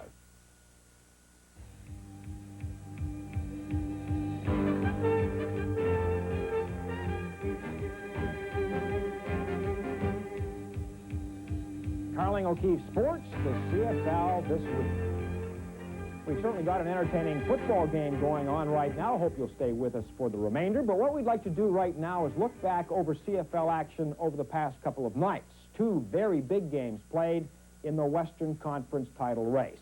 Games played in Winnipeg and Vancouver. The team sporting the best record in the CFL was home at the Dome last night, but the Lions got quite a shock from the Eskimo defense. In the third quarter, Greg Harding steps into the Roy DeWalt pass. He returns the interception, 39 yards for an 11-3 Edmonton lead. Now the game's big play. This is just a minute and a half later. Louis Pasaglia punts for the Lions, and Henry Williams proceeds to do his Darnell Clash impersonation. Williams gets the key blocks, ad-libs the rest, and goes 74 yards to pay dirt. Eskimos up 21-3. And their offense scored a touchdown, too. Great fake by Matt Dunnigan. Now he wants to go airborne and does to Stefan Jones. Behind deep coverage, a 64-yard scoring play. It's a big win for Jackie Parker in Edmonton, 32-3. Meanwhile, Thursday night in Winnipeg, the Bombers were doing exactly that to Montreal. In the first quarter, John Hufnagel goes outside to Jeff Boyd. He eludes Terry Irvin, And a seemingly innocent play turns into an 80-yard touchdown. Winnipeg goes in front, 10-0. We pick it up in the second quarter. Huffnagel wants Perry Tuttle. Watch the catch. Super grab. Tuttle can run too. He caps an 85-yard major. 17-8. Winnipeg at the half. More fireworks here. James Jefferson makes the Montreal punt look easy. He finds the opening up the sidelines. What follows is a 76-yard score. The Bombers on their way to their 7th win of the year. And the Winnipeg defense scores too. Roy Bennett intercepts Brian Ransom at his own 9. He rambles unmolested 101 yards with just over a minute to play. That caps a 39-14 final. The Bombers edge closer to front-running BC. Rounding out this weekend's CFL schedule, tomorrow afternoon at Ivory Stadium, the Hamilton Tiger Cats play host to the Calgary Stampeders. Looking ahead, next week, CTV's Friday Nighter features the BC Edmonton rematch, this time from Commonwealth Stadium. Saturday night, it's Hamilton here in Ottawa, and a pair of Sunday afternoon games. It is Cap Day in Toronto. The first 10,000 fans get an Argo cap. They also get to watch the Blue Bombers play. And in Regina, the Roughriders play host to the Calgary Stampeders. This is the CFL on CTV. Halftime continues in a moment. For all the moments you don't want to miss. Wish I could hold on to this. Call Granada for the newest TVs, VCRs, video cameras, and more. Wish I could see the new movies at home. Time for Granada. Call Granada to buy, lease, or rent a new stereo TV or VCR. Wish home entertainment were more exciting. Granada makes it easy. Buy, lease, or rent whatever you want today. Let Granada show you how to have it all and have it now. Call Granada today. These are Jenner Chevrolet's hottest selling subcompact cars. And until Sunday only, they're yours for 2.9% financing. Don't drive by this deal. Get your Chevette, Nova, or Spectrum at 2.9%. Or pay cash, and we'll give you a $300 rebate. You save either way on the hottest selling subcompacts. The Chevy Spectrum, Chevy Nova, Chevy Chevette. 2.9% at Jenner Chevrolet till Sunday. Compact cars at a compact rate. 2.9. Want it all. It's Moonlighting, coming this fall to CTV. Moonlighting, for those who want it all, weekly on CTV. This is the CTV Television Network.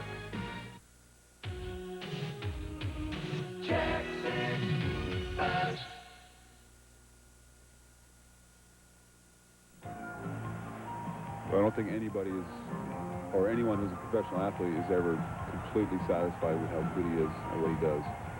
You know, you can never just say, okay, I'm as good as I want to be, and I'll just stay this way, because you really don't stay this way. You know, every year there's younger guys and more guys, and they bring in this guy, and they bring in that guy, and guys you're playing against are getting better and better, and you've got to improve along with it, or you'll just be, you know, tossed aside. Carling O'Keefe Sports, personal and up close with Ray Elgard. He's missed the past couple of games with a sore knee, but Saskatchewan fans will be glad to know that Ray will be back in the lineup next week. He has certainly become one of the more dangerous receivers in the CFL. What's interesting about his development, however, is that he never took the game seriously until he went to college at the University of Utah. Where I went to high school, they didn't play football, so, you know, the big sport in Vancouver at the time was rugby, and the school I went to, you know, had a really good rugby team. We won BC championships, you know, like 5 years that I went to school there, we only lost 2 games type of thing. And so, you know, we were really involved in rugby, and then outside of high school, they had club teams there that you could play on at the same time you were going to school, and as well you could play after school, and so I got really involved in that. It was probably had a lot to do with me being a pretty good athlete, you know, and enabled me to go to school in the States and be successful there. Success, of course, requires a good attitude, and that's something Ray also learned, though very slowly, from his college coaches at Utah. When I was in college, I was just kind of there having a good time, you know, playing football and going to school. But, you know, I guess the more football went on, the more I thought about it. And, you know, the later it got in college, the more I realized that, you know, it was something that maybe I could succeed in. So, you know, as I progressed in university, I started thinking about it more and more. But when I came out of university, I really wasn't too aware of what my options were. You know, the 4 years I was down there, I never watched any Canadian football. You know, they didn't have it on TV or anything. So I was really quite naive about what my chances were and, you know, where I should end up. But Utah's Division I. It's not, you know, your big name Oklahoma or anything, but, you know, it was a really good school, and we had a great offensive line coach. And, you know, he was putting offensive linemen in the NFL and the USFL every year that I was there. And this coach, you know, he broke it all down and taught us how to play really well. And when I was a senior, I was the tight end, and there's 5 of the guys in the line, and 4 of us made pro football. And the guy who played behind me is playing in the NFL right now. So, you know, there's a lot of good players there. Good players become pros, and pros live nomadic lives. But Ray has found the entire experience very rewarding. Since I got out of high school, I've been, you know, pretty much out of the suitcase. 2 years here, 2 years there, 3 years here. You know, who knows where you're going to go. And it really hasn't bothered me that much. You know, I'm not married. I don't have any tie downs that, you know, I have to worry about. But it just appeals to me. You know, the coaches I had at Utah kind of showed me how rewarding a profession it can be if, you know, if you really are good at what you do. And, you know, I kind of like the idea of doing that. You know, you're more than just coaching football. In a way, you're kind of developing, you know, men out of a lot of kids that go to college. And it was really quite rewarding, I thought. You know, the coach that I had was very happy about what he was doing. And, you know, I'd kind of like to emulate that. In 1985, only 2 other receivers caught more passes than Saskatchewan's number 81. And here in 86, Ray Elgard is on target for yet another productive year. This is the CFL on CTV. Halftime continues in a moment.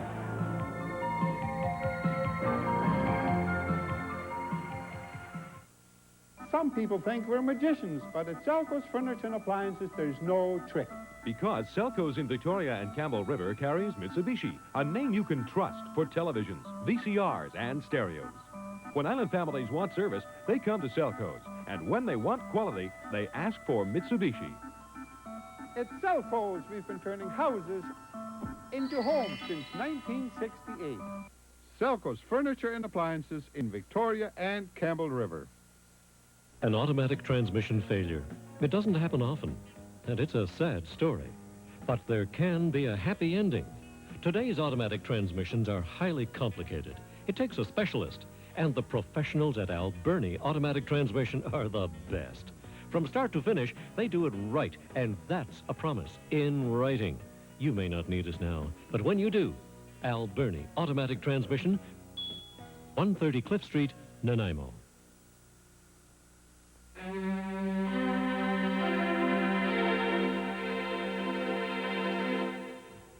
On Daily Edition at 4 o'clock on Monday, we'll be joined by Attorney General Brian Smith. We'll be talking about gambling. Also, NDP MLA Robin Blanco will be here. And the Mayor of Saanich, Mel Cuvalier, will be a guest in our studios to talk about a strategy for island economic recovery. That's on Daily Edition at 4.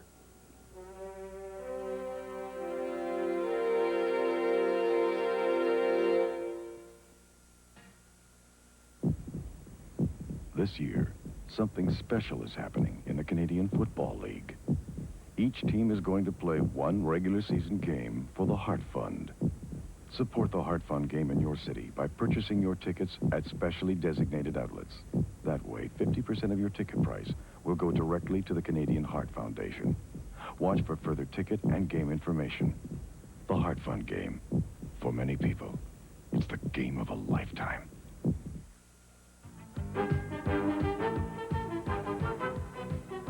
We are at halftime, the battle of the Roughriders in the nation's capital. And it is most appropriate that with the Saskatchewan Roughriders in action tonight, we have our Ask the Commissioner question from Saskatchewan, from St. Gregor, Saskatchewan. Gordon Kiefer writes in, he wants to know, will an East versus West All-Star game ever be played again? Well, Dan, in our new collective agreement with the Players Association, we agreed that the All-Star game would be revived for the 1987 season. Whether or not it'll be an East against West, or whether or not it'll be an All-Star team against the Grey Cup champion, it hasn't been decided yet, but there definitely will be an All-Star game in 1987.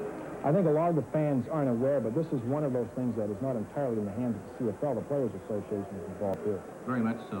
They have run it in the past. It's been agreed that it'll be a joint venture between the CFL and the Players Association. It may be one of those games we decide to take out of the country somewhere. I've heard Japan. Yeah, that could be. Okay, maybe next year, East versus West in Tokyo. That might be fun. If you want to ask a question of Doug Mitchell, here's the address for Ask the Commissioner. Your question is chosen. You will get an official CFL Spalding football. Well, Japan would be a lovely spot, particularly if CTV was doing the game. I think it would be nice to drop over there. But there's the address for Ask the Commissioner. Now I want to ask Lee Pedersen about the comment that he made to begin this game as you take a look at the halftime statistical story. Net yards very much in favor of Saskatchewan, and the turnovers have really hurt Ottawa. But you had mentioned that you had said that the defense that played the better would win this football game. Do you feel that has held true? Well, I think so. I think Saskatchewan's played very well in the first half defensively, and offensively they've done the job too. They got off to a great start, and Bernard Quarles just threw a super touchdown pass to the newcomer, number 86, Ron Brown. That got them out to a 10-0 lead, but they did take advantage of the turnover, the fumble recovery by Eddie Ray Walker. Ottawa finally got something going in the second quarter. The newcomer, 5'9", number 23, Brad Caleb, another USFL refugee, makes a nice catch, and 44 yards later, he gets the Roughriders into scoring position.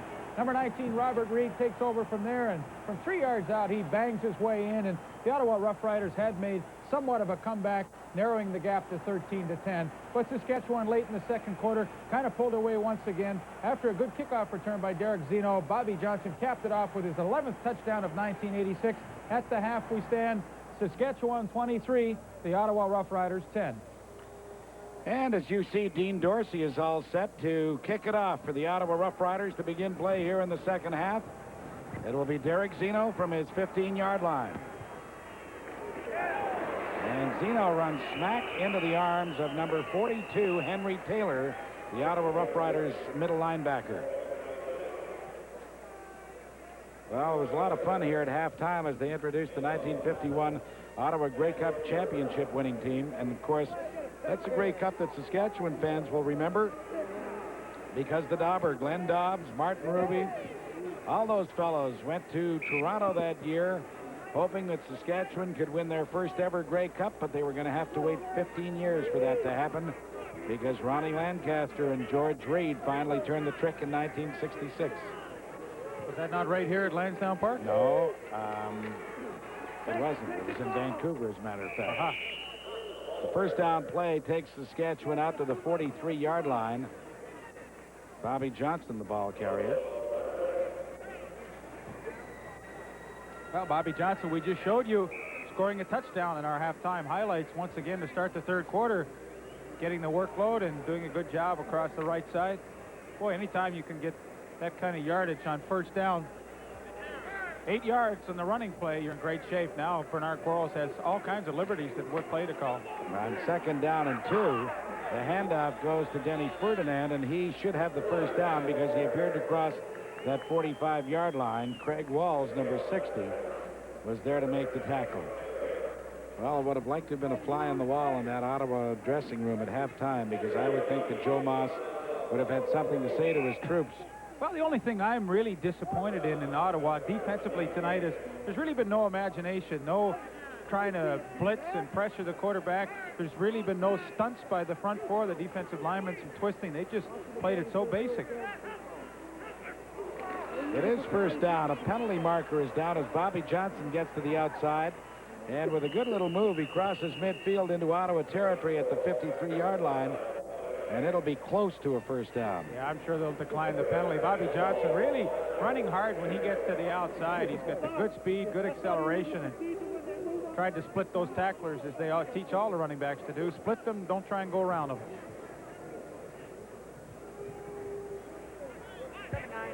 Offside. Ottawa number 79. Decline. First down. Jeff Roberts was offside. It is a first down for Bobby Johnson and the Saskatchewan Roughriders. Second time, Jeff Roberts. He gets a little edgy when they get ready to snap the ball, and I don't think Bernard Quarles is changing his voice in the cadence. That sometimes can draw the people off. I think Jeff Roberts just a little overeager. First down, Saskatchewan at the Ottawa 53. Ottawa again jumped offside. And this is Bobby Johnson. Late. 3 of them moved that time. There's got to be something in You know what, I was just going to say, that time I heard Quarles really give a little emphasis on the second hut, and he got 3 of them to move. Well, again, the penalty is going to be against Ottawa.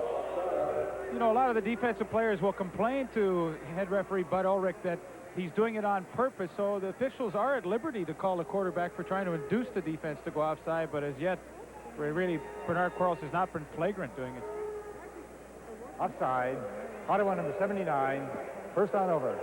It's his third. Yeah, Jeff Roberts again. So the penalty is 5 yards. The ball is moved up to the Ottawa 48-yard line. It is 1st and 5, Saskatchewan. And this is Denny Ferdinand. And Ferdinand with an excellent run fumbles the ball out of bounds as he gets to the Ottawa 28-yard line. Mike McIntyre finally made the stop as you see Denny Ferdinand getting up and limping a little bit in doing so. Watch the left side of your screen. Number 68, Laurie Skullroot, just throws a super block on 66, Grant Marshall. He pins him to the inside, and that allows Denny Ferdinand the room to operate at the outside. And a nice run. 20 yards, the pickup by Denny Ferdinand. Yeah, nice cut there, too. Good block from number 88, Tony Dennis. First down, Saskatchewan. The ball at the Ottawa 28-yard line. This again is Bobby Johnson. Well, Bobby, instead of trying to string it out and get to the outside, cut it back in at the 25, and as a result, only managed to pick up 3 yards. Saskatchewan taking the second half opening kickoff, and again with another sustained march. This is the first time the Ottawa defense, and there's the defensive coordinator, Ted Heath. This is the first time in the third quarter they've had an opportunity to go after Saskatchewan second in relatively long yardage. I like to see if they change their pattern a little bit. I'm going to tell Ted I'm not nuts about his diet. On second down, Jeff Roberts maybe has made up for those offside penalties because he just flew through there to drop Bernard Quarles back at the 32-yard line. Well, that's a big play, and they did change their pattern that time. Rick Sovieta, number 75, was coming on the blitz. So was Henry Taylor. That freed up Jeff Roberts. They got the sack, and boy, they needed a big play on defense, and they finally got one. But you have to change the pattern every once in a while and give Ted Heath the credit for changing it. Dave Ridgway comes onto the field. He'll try another field goal, this one from 40 yards out.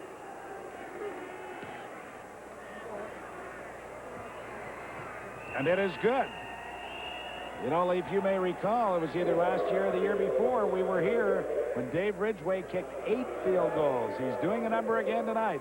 Saskatchewan out in front of Ottawa 26-10. We'll be back with the kickoff in just a moment. Don't you want to go? Now's the time. Feeling the heat. So moving to the beat. Get moving to the highlight. Never highlight. So move it, so give it. It's your turn now. So take it. Get moving to the highlight. Miller Highlight. Miller Highlight. Cold and clear. Now in a twist cap.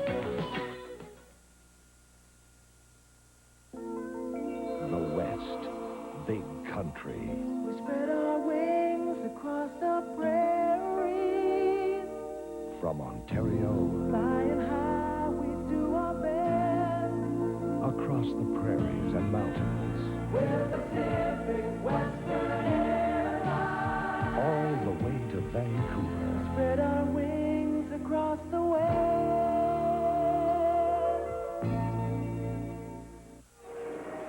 We're joined now briefly by John Scott. He's the Vice President of the United Way for the Ottawa-Carleton area, and he has an important message for everyone across the country. That's right. I hope everyone realizes that United Way campaigns are starting across the country. The CFL are great supporters of the United Way, and I hope everyone supports their own United Way. John, best luck to you. Enjoy the rest of the game. Thank you very much, Dan. This is Robert Reed from the 22-yard line. And Reed, unfortunately for him, ran into number 71, Bobby Jurison. Bobby Jurison, number 71, is a backup linebacker with the Saskatchewan Roughriders. He's an import player, and he's not a starter, so kind of a luxury that Jack Goda is able to have. We talked today about he's thinking of bringing in some import offensive linemen, and that could be the one area that they can get away with it because Bobby Jurison is a backup, and he is playing as an import. Gil Renfro will continue to be the Ottawa quarterback as they begin from their 38-yard line. Renfro's pass, too low. He was looking for Reggie Butts, his wide receiver, number 29, who is also a former USFL player. You know, in a young quarterback, you look for his mechanics, and that time, most of the night, his mechanics have been very good, but that time Gil Renfro just threw off the back foot on the rollout, and when you do that, you just can't get enough mustard on the football, and that ball was short. Leaf, I had a chance to have a quick chat with Eddie Ray Walker just before the half got underway, and he said they expect Ottawa in this half to come out with a lot of short passes and the odd deep one just to get the short one so they can get their offense rolling. Well, I think that's a good thing to expect. Oh, very nearly a sensational catch by Brad Caleb. Ottawa fans on that side of the field not too happy. They felt Caleb had the ball sufficiently long to make the catch, but I agree with the official. Well, it sure was a great effort. Well, that's the third time tonight he's been in behind that Saskatchewan secondary, that time against Joe Fuller, number 24. And really, I think, you know, it looked a lot tougher a catch from when we first saw it than when the replay shows. I think he should have had that ball. But because he didn't, Ken Clark is back punting again. You can see that he's had a 48-yard average tonight. And Derek Zeno on this occasion moves up to his 28 to field it. And gets over the 35 to about the 38-yard line, which is where Saskatchewan will put it into play when we come back. Saskatchewan with a 16-point lead over Ottawa, 10-11 to play in the third quarter. We'll be back in a moment.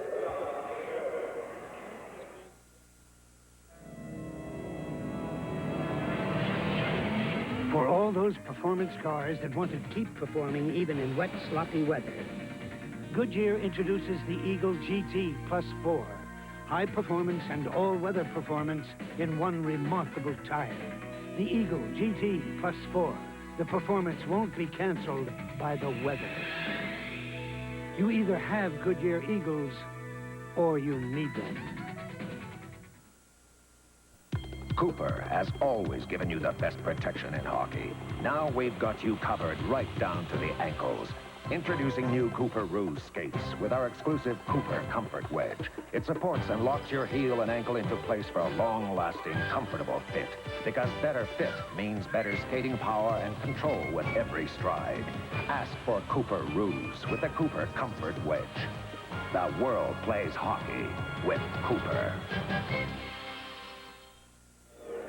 Well, you know, for the last couple of weeks, at all Tip Top Tailor stores in the 9 CFL franchise cities, fans have been able to purchase tickets for the designated Tip Top CFL Hog Fun game in your area. 50% of the purchase price of those tickets will be donated to the Canadian Heart Fund Foundation. So if you get a chance, there's the list of the games that will be part of that Heart Fund game. So take them in if you're in any of those cities. It is first down, Saskatchewan, the ball at their 38-yard line, and the Western Roughriders with a comfortable 16-point lead. Bobby Johnson looked outside, didn't see much room there, so came back inside, got to the 41 before Craig Walls, number 60, and Jeff Roberts, number 79, were there to bring him down. The pickup will be about 4 yards. Let me tell you, number 19, Mike McTagg, in that particular blocking scheme was asked to take on 79 Jeff Roberts, big defensive end. He did a heck of a job. He turned him to the outside and opened up that running room. Boy, I'm impressed with that block.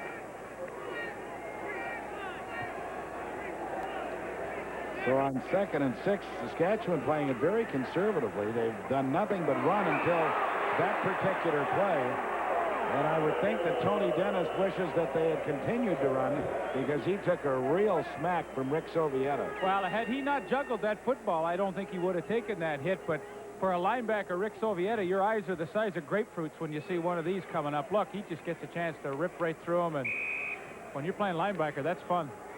Tony Dennis is saying, isn't it just my luck? All they do is run the football until Rick Sovieta gets me in his sights. Oh, but in all fairness, if he'd made the catch originally the way he should have, he wouldn't have taken that hit. Stan Gelbaugh's punt, very short. There's a penalty marker on the field as Reggie Butts gathers this in and gets to his 45-yard line. Gelbaugh has had nothing but problems tonight. He looks like he's punting with his knee. I mean, the ball has been going absolutely nowhere. A 26-yard boot. He's averaged 29 yards tonight, which won't delight Jack Goda, I wouldn't think. Well, they have Mike McTagg on the roster, of course, who performed those duties for the Calgary Stampeders and the Montreal Concords. Holding Saskatchewan 71, Decline. First down. Oh, boy, what a football game we've got for you Friday night. Dale Isaac and all the guys, Frank Rigney, Al McCann, they'll all be there in Edmonton to bring you what some people might classify as the game of the year. The BC Lions will be in Edmonton trying to avenge that humiliating defeat last night in BC Place. And a reminder again to you Edmonton fans, the Edmonton ticket office is open tomorrow from 12 until 3. Robert Reed is tackled behind the line of scrimmage by number 39, Dave Albright, the middle linebacker. Dave Albright, what a great size he is. 6'3", 235 pounds, and he really knifes through nicely to make that play. He's another USFL product, played with Memphis, and second-year pro San Jose State is where he attended university. Do you know the way to San Jose by any chance? Sure. I can tell you the way. 2nd and 10. Pass.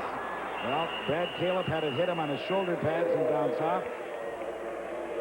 And Joe Moss is saying there's nobody know how to catch the football here. You have to feel sorry for Gilbert Renfro, too, because he's thrown some good passes tonight and simply has had no luck with his receivers hanging onto the football. I mean, you can't throw the ball any better than that, and Caleb coughed it up. The last long one on the corner pattern to Caleb was a perfect strike, so the statistics will not show the performance of Gil Renfro at all. Ken Clark again back to punt with 8 minutes left in this third quarter. This one's in orbit. Well, Derek Zeno was hoping that the ball would go into the end zone. It does not. The 65-yard boot by Ken Clark has Saskatchewan pinned inside their 5-yard line. That's a great job by Kenny Clark. When you get that ball to turn over, sometimes it'll bounce straight up in the air, and that's what happened. Wide World of Sports next Saturday. There's the lineup. Tune it in on the CTV station in your area. Our own Dan Matheson will be commentating on the Texaco Mile. I thought you were going to say Australian rules football. Well, he could do that, too. First down from their own 3-yard line. Bernard is going to put it up. Does, and the catch is made, and a good one at that, by Mike McTagg for a first down. And what an important one it is out at the 21-yard line. Well, you know, that's a perfect pass pattern on first down against Ottawa. 9 times out of 10, they're stuck in a zone coverage, and it's a pass pattern, a 3-man to the short side of the field. Every team in the league has this pattern. A short guy, a middle distance guy, and a deep guy. You stretch that zone out, and you find the guy that's open in the area, and it was Mike McTagg. I'll tell you an interesting quote from head coach Joe Moss of Ottawa right after this play, because I think it's very appropriate. This is Bobby Johnson. Bobby tripped a little bit, but finally was able to get outside to the 27-yard line. He'll have a pickup of about 4 yards, so make it 2nd and 6. Moss at the press conference yesterday was saying in their loss to Saskatchewan earlier in the year, he didn't know if Ottawa had played that poorly or Saskatchewan had played that well. And I think he's going to find himself lying in bed tonight saying, what was the case at Lansdowne Park tonight? Were we that poor or were they that good? Saskatchewan looks very, very confident and are playing that way, and Ottawa does not. Well, Bernard, excuse me, I was just going to say Bernard Quarles really fired that one in. It's another Saskatchewan first down thanks to Tony Dennis. Saskatchewan just hasn't made any mistakes tonight. You know, Ottawa has given up the ball in some crucial situations, and Saskatchewan has made the catches. Ottawa hasn't made the catches, but it's been the turnovers really that have hurt Ottawa as well. Saskatchewan, they have a takeaway giveaway category that they record this year. If you fumble or if you intercept the ball, you know, you cancel one and out. But Saskatchewan, after 11 games, is +1, so you know they're not a team that beats themselves. First down, Western Roughriders from their 33-yard line. 6 minutes, 15 seconds left to play in the third quarter. Saskatchewan leads it by 16 points. Bernard Quarles for Derek Zeno. He made a diving attempt at it. I'll tell you what will be a good game, too, is tomorrow afternoon at Ivor Wynne Stadium. Calgary Stampeders are in there. Boy, Bob Vespasiani has done a remarkable job with that club. They're an exciting team to watch. Hamilton, I mean, you just never know what they're going to do. They are very, very tough defensively. and they're just liable to break out tomorrow, and who knows what's going to happen. But that, to me, is the great thing about the 1986 CFL. Well, they tell me Ben Zambiazzi will be back in the middle of the Ticats tomorrow. That's always good news. Rick Johnson, Ray Alexander, Emmanuel Tolbert, they've got some exciting performers on offense, Calgary Stampeders. This is Denny Ferdinand, and Denny, like a piece of spaghetti running there, gets out over the 40 to the 42, and he'll come up a couple of yards short of the first down because Rick Sovieta was there to make the tackle. Denny Ferdinand averaging almost 5 yards a carry this year, and we talked about it earlier. If you can have your running backs in that 5 yard per carry range, you're a team that has the abilities to have a good rushing game. And, of course, the good thing about the Saskatchewan Roughriders, they got lots of experience in that offensive line. They average 7.5 years of pro experience, and they're a half-decent size at 6'4" and 262 pounds. So, you know, they've done a good job for them. That has not been the weak part of the Saskatchewan team. Earlier in the season, it might have been their special teams. Gelbaugh's having a miserable night. Reggie Butts gets the ball to the 48-yard line. Stan Gelbaugh is responsible for Ottawa still being within what they are, 16 points. Saskatchewan 26, Ottawa 10. We'll be back in just a moment.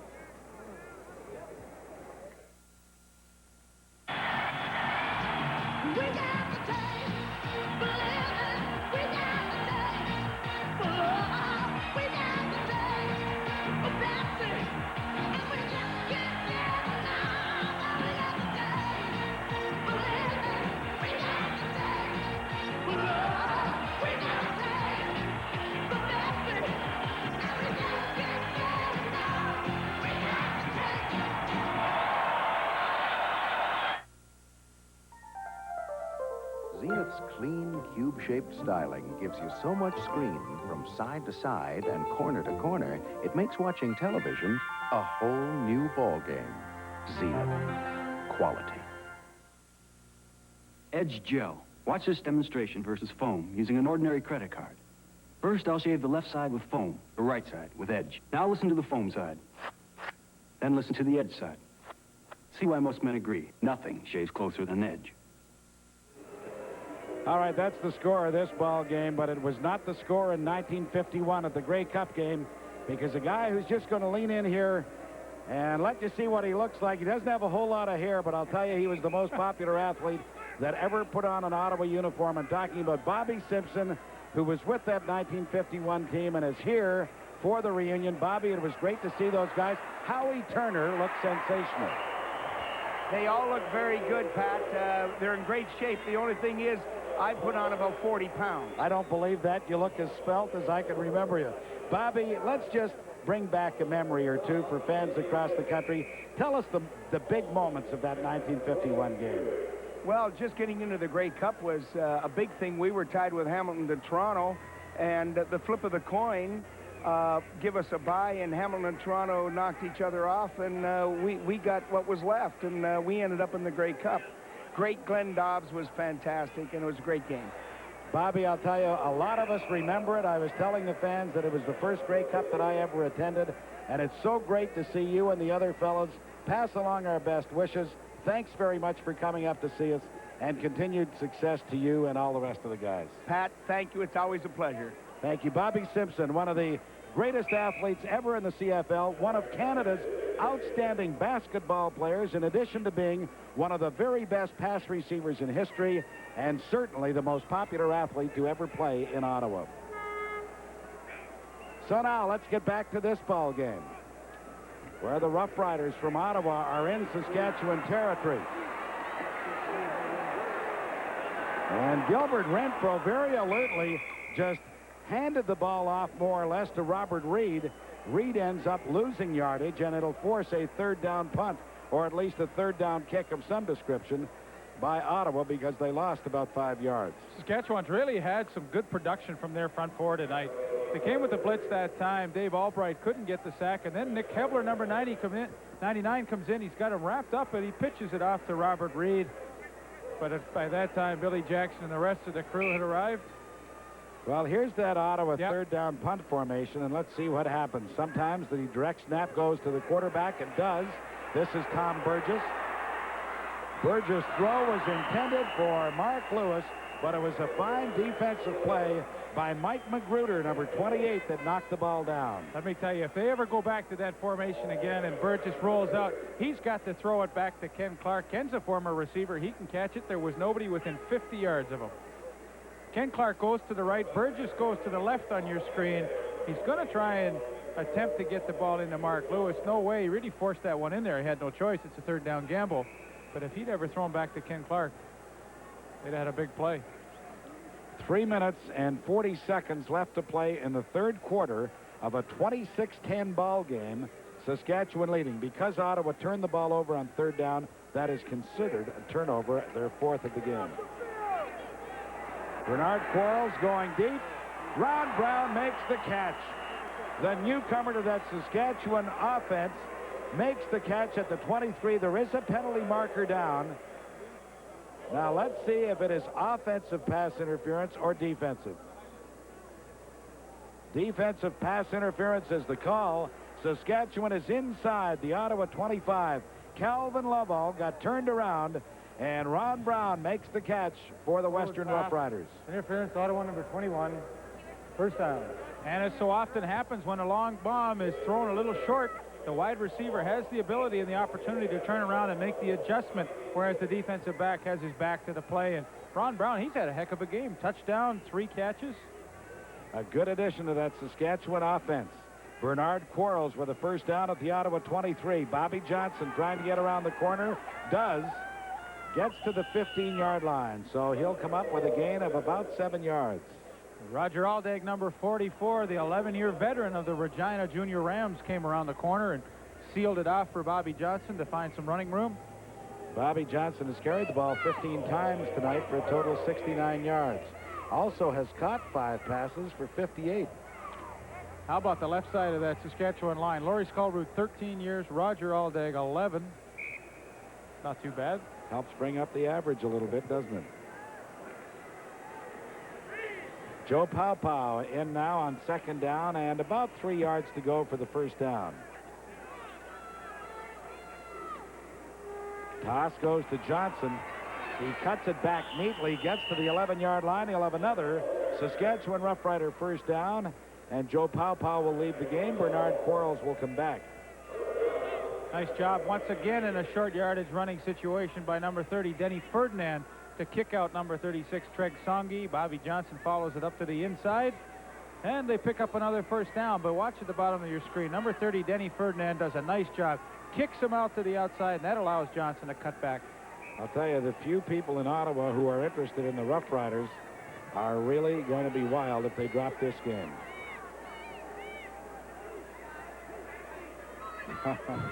Well, that's exactly what we were talking about. They're going to really start to get restless. Denny Ferdinand was the ball carrier, and poor Denny took that hit for nothing, because I suspect we're going to have a procedure penalty against the Western Roughriders. Derek Zeno may have moved a little quickly.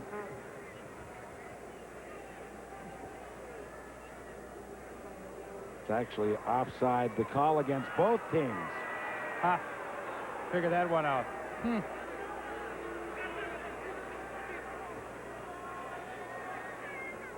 Well, it's a break for Saskatchewan. Saskatchewan number 8. Offside, Ottawa, penalties, balance out, first down repeated. I missed his call on Ottawa. What did he say? He said just offside. He didn't name a player. Oh. Boy, that's a break for Saskatchewan, because instead of the loss, they're at the Ottawa 12-yard line. Bernard Quarles to the end zone. Derek Zeno tried to make an adjustment to the football, and he felt that Calvin Lovell had interfered with him, but there is no marker. Yeah, there's no way he interfered with him. You're allowed to your area of the field. If you're running in a straight line and the receiver tries to cut back underneath you, you're allowed to your space. I thought Calvin Lovell did a great job, because he knew if he just shielded him and kept his body in between Derek Zeno's and the ball, there'd be no way he could catch it. That's a nice job. Good job by Bernard Quarles so far. 17 for 26 and a total of 242 yards. Second down and 10. Saskatchewan at the Ottawa 12. A minute 15 left in the quarter. Denny Ferdinand bounced off the first tackle, What a job by that man who gets to the 1-yard line. Denny Ferdinand with a terrific run picks up the first down. No way he should have been able to cross the line of scrimmage, but he bounced off the tackle, and watch this. Greg Marshall didn't wrap his arms around him. Ferdinand bounced outside and gets to the 1-yard line.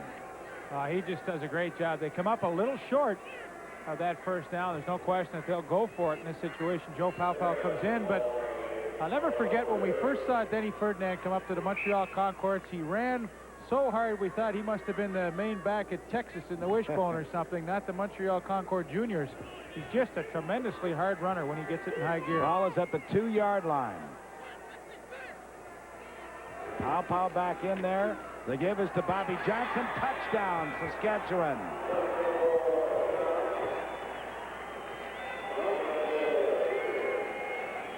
Second touchdown of the evening for Bobby Johnson. And the San Jose State grad is just having a sensational rookie season in the CFL. Actually, it's his sophomore year because he did play a little bit last season. But right now, he has 12 touchdowns on the campaign. Well, he pretty much does that on his own, too. Fights his way into the end zone. Saskatchewan takes advantage of that long pass reception by Ron Brown. The fans here in Ottawa are going to be wild. I mean, it's 32-10. Saskatchewan has just completely dominated the football game. That particular march, 62 yards in 6 plays. They looked terrific, and Ottawa didn't. 33-10 after the point after by Dave Ridgway. Well, we're going to find out the character of this Ottawa club right now, because are they just going to lay down and let Saskatchewan run it up on them? I don't know. Maybe Dan Matheson has a better feeling from this from the sidelines, but it just seems as though Ottawa has been going through the motions tonight. Very little emotion displayed on the field or on the bench. I don't know, Dan, what do you think? I think Dan's gone back to the hotel, which might have been one of the great moves of the evening. So Dave Ridgway from the 35-yard line kicks it to, you guessed it, Robert Reed at the 21. Penalty marker is down, and Reed is too as he crosses the 40 to the 41-yard line. Well, we now have Dan Matheson back live and in color. And Dan, I was mentioning that I thought maybe the Ottawa Roughriders just really lack any type of emotion on the field tonight. Do you get that feeling? Well, they don't seem to be doing anything right, and I think maybe that tends to drain anybody.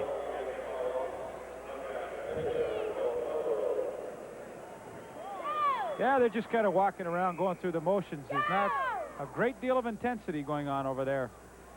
And after the penalty, they're back to their 20-yard line with 35 seconds left to play in this third quarter that mercifully, from Ottawa's viewpoint, is coming to an end.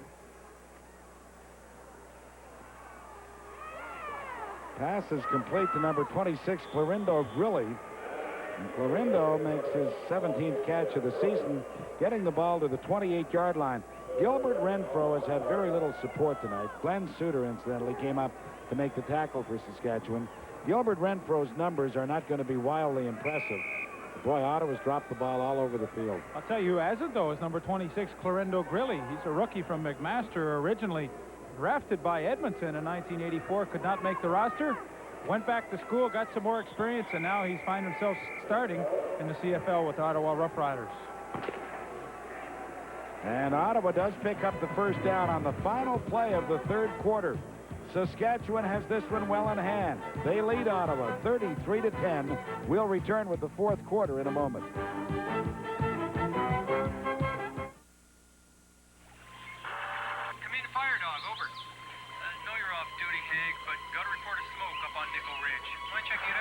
Roger. In the rough country, when there's a job to do, Honda 4Trax is built to get past whatever stands in your way. 4Trax 4x4, four-wheel drive, full time. Well, Hank, what's the catch of the day? Guess it's me.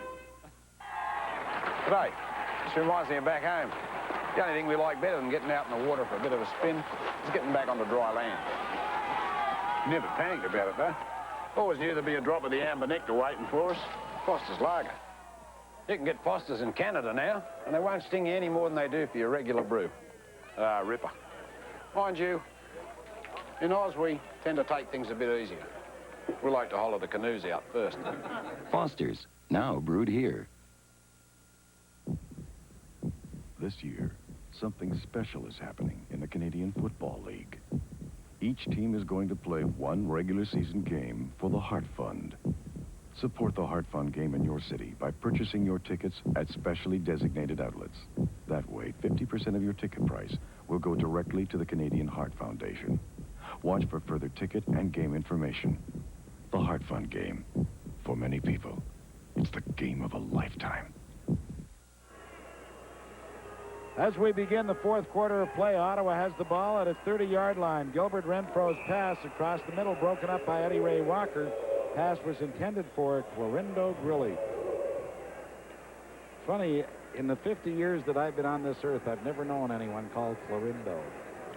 Clorindo was born in Italy, so I would imagine it's a That may be why I haven't run into too many of them. Aha. 9 of 22 is the completion record for Gilbert Renfro tonight, the Ottawa quarterback. A total of 148 yards, and he had one intercepted. It was an unfortunate interception. It bounced off a couple of hands. Renfro's pass is complete to Reggie Butts, and Butts has the first down for Ottawa up to the 48-yard line. Joe Fuller was on him right away, but Renfro really put it in there, and Butts, the graduate of Tulane University, makes his second catch of the night and 20th of the season. Well, they really spread their entire receiving corps across the entire width of the field, and what that does is spread the defense out, and Reggie Butts found a good seam to catch that hook pattern in. Only two statistics are necessary to look at: the yards, net yards for Saskatchewan, and the turnovers for Ottawa. Renfro over the middle. The pass is caught by number 23, Brad Caleb, but there's a penalty marker down. You got to know it's holding against Ottawa. Probably their fullback, Jim Reed, because he looked to reach out and simply tackled his man. It was Nick Hebler, I believe, who got his arms wrapped around.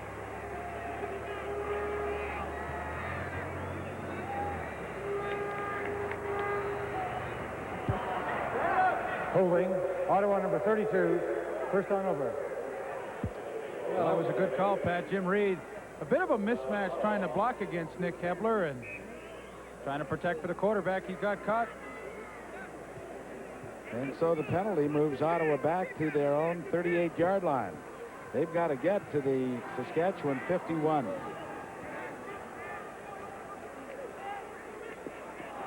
The flanker screen to Reggie Butts couldn't have been caught by anyone shorter than 7'8".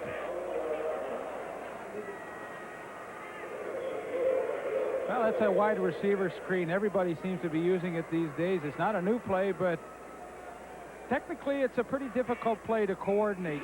Timing has to be just perfect. When Reggie Butts would receive that football, you have to have your blockers out in front, but it means nothing if you can't get the ball in there to him. Quarter scores 13-0 Saskatchewan, 23-10 at the half, 33-10 right now, as Ottawa with a 2nd and 20. They need big plays. They need them in a hurry. That's Clorindo Grilly, and Clorindo is dropped at the 44-yard line, which will leave him about 15 yards short of the first down. Eddie Lowe is going to let him catch that pass all afternoon because, of course, it's not going to hurt Saskatchewan. Well, Eddie Lowe's had a good game. That big interception on the tip ball in the second quarter had led, I believe, to a Dave Ridgway field goal that got them out to an early 10-0 lead. I have a sneaking suspicion that our two Carling O'Keefe players of the game on offense and defense are likely to come from one team. Oh, I like the way Bernard Quarles has handled his job tonight at quarterback. He's really stood tall in that pocket, and when he's had the opportunity to run with the football, he's done so. Done a nice job. Another fine punt by Ken Clark. Zeno from his 18-yard line made a good move. Good punt return by Derek Zeno over the 35 to the 38-yard line, and that's where Saskatchewan is going to put it into play. They lead Ottawa 33-10. We'll be back in just a moment. hockey fans could never agree on who had the hardest shot, Bobby Hall or me. Bobby Hall, Eddie.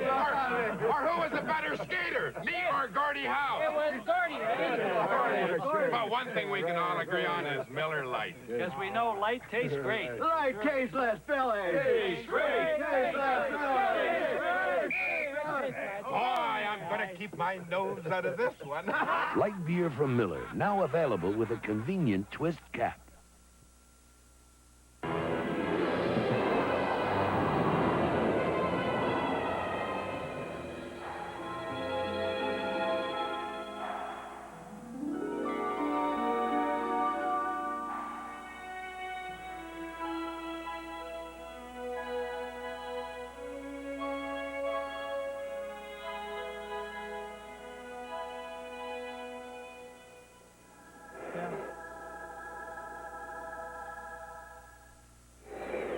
Well, Joe Moss not only has the concern of the Ottawa Roughriders on his mind, his mother is seriously ill, and that's certainly been a concern of his. Jack Goda, well, he's got to be delighted. Have you ever met a man who was more hyper than Jack? Oh, no, he's a hyper one. I'm not a great believer in drugs, but I think Jack should swallow about 50 Valium a day just to kind of get settled in. Well, the thing that we always appreciated about Jack Goda was his enthusiasm. Boy, he's and got that. It has to transcend into the rest of his football team. The guy just loves the game of football. Oh, yeah. He's crazy about all sports, but he is totally enamored by the game of football. And his club is playing very, very well here tonight. Well, they look like an extremely well-coached club tonight. They played well on offense. They played good, tight defense, and they haven't committed the turnovers or made mistakes. The penalties that they have not hurt them. They haven't been critical. So, if you look from a coaching aspect, you'd say the coach has done a great job getting these guys ready. On 2nd and 5, Quarles pass. He was looking for Mike McTagg, but it was neatly broken up by Dennis Clay. Yeah, Dennis Clay, of course, started with the Toronto Argonauts this year, played 2 years with them, and they let him go. Ottawa picked him up, and they were happy to get him. They were having trouble in the secondary. Watch him break on the football, though. He comes in underneath and gets the hand in there and knocks it away. That's a nice job. Mike McTagg is a Toronto boy who went to North Dakota. And, it's strange because I've always considered Mike to be a good player, but he started in Calgary, went to Montreal, now he's in Saskatchewan. So obviously there have been deficiencies that some coaches haven't liked, but I know talking to Jack Goda last night, he thinks he's really made a contribution since coming to the Roughriders. Stan Gelbaugh really got a hold of that one. Reggie Butts fell down trying to chase it as it sailed over his head. Butts picks it up at the 10 and steps out of bounds at the 13. That is by far Stan Gelbaugh's best punt. It traveled 57 yards. So Ottawa's really pinned deep in their own end. That's where they'll start when we return with Saskatchewan leading Ottawa 33-10. Home Life Whittam Realty presents Kerry Village. Just 30 minutes from Victoria, Kerry Village is a unique self-owned adult mobile home community. Nestled in a beautiful rural setting between Shawnigan Lake and Mill Bay, Kerry Village is a modern, fully serviced development where you own your own lot for little more than the cost of renting. Kerry Village, minutes from recreational facilities and shopping. Ask about our financing, moving, and setup packages. Call Home Life Whittam Realty in Victoria or Mill Bay today. Clear the field! Your local Toyota before the 87s arrive. You'll never field a better 86 lineup of new 4x2s, 4x4s, Tercels, Camrys, and more. You may never see better prices on a new 86 or for your trade-in than right now. And look for this special flyer telling you about even more great clear the field values. So don't pass up this chance to score a great deal on a new 86. I didn't. Look at us for anything more. Toyota.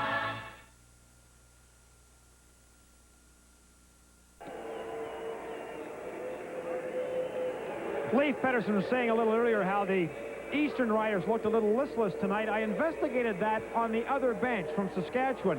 The Western Riders, they know a lot of the players over there. They've often teamed together, and they say that there may be a strong contingent on the Ottawa team that just does not want to play for Joe Moss. They say he's not terribly popular. Oh, that's an interesting comment. Be more interesting if it came from the Ottawa players as opposed to the Saskatchewan ones. But well, there's probably some truth to what Dan says, because the players do fraternize and they talk about the certain situations that are occurring on their teams. And, you know, if somebody mentions it, I'm sure they're, well, listen, there's always guys that aren't happy with the head coach. I couldn't stand Frank Kush, so this is nothing new. But you know what? It's an amazing thing. In the years that I've been around football, when the players are losing, it's always the coach's fault. And when they're winning, the players are doing a terrific job. Yeah. Here's the reverse to Brad Caleb. Well, Caleb with just a sensational play for Ottawa that brings the crowd out of their seats before Mike Magruder brings him down. It's a 21-yard gain for Brad Caleb, their inside receiver from East Central Oklahoma, who just took that reverse, and watch him. Well, he makes a nice cut to get by Scott Verkus and works it in the middle. And boy, the Ottawa Roughriders really need a few more plays like this to get something generated. They have not scored in the second half.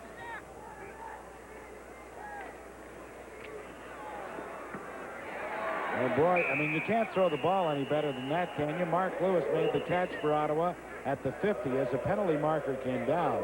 There were 3 Saskatchewan Roughriders there. You've got to figure that it's against them. But it's not. It's against Ottawa.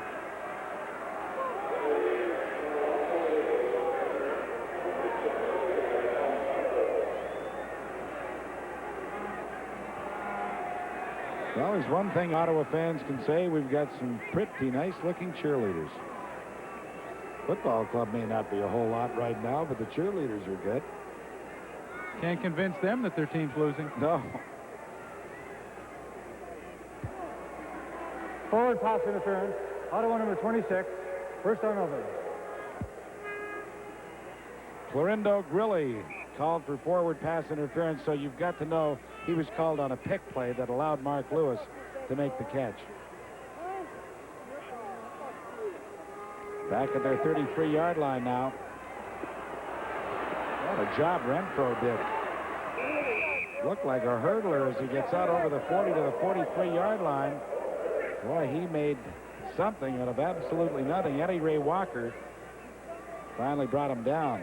Well, you know that Joe Moss has to be displeased with the performance tonight of his entire team, but I'm sure when he goes back tomorrow or tonight and has a look at the films, he'll say to himself that Gil Renfro really didn't have that bad a game. The supporting cast around him just wasn't up to par.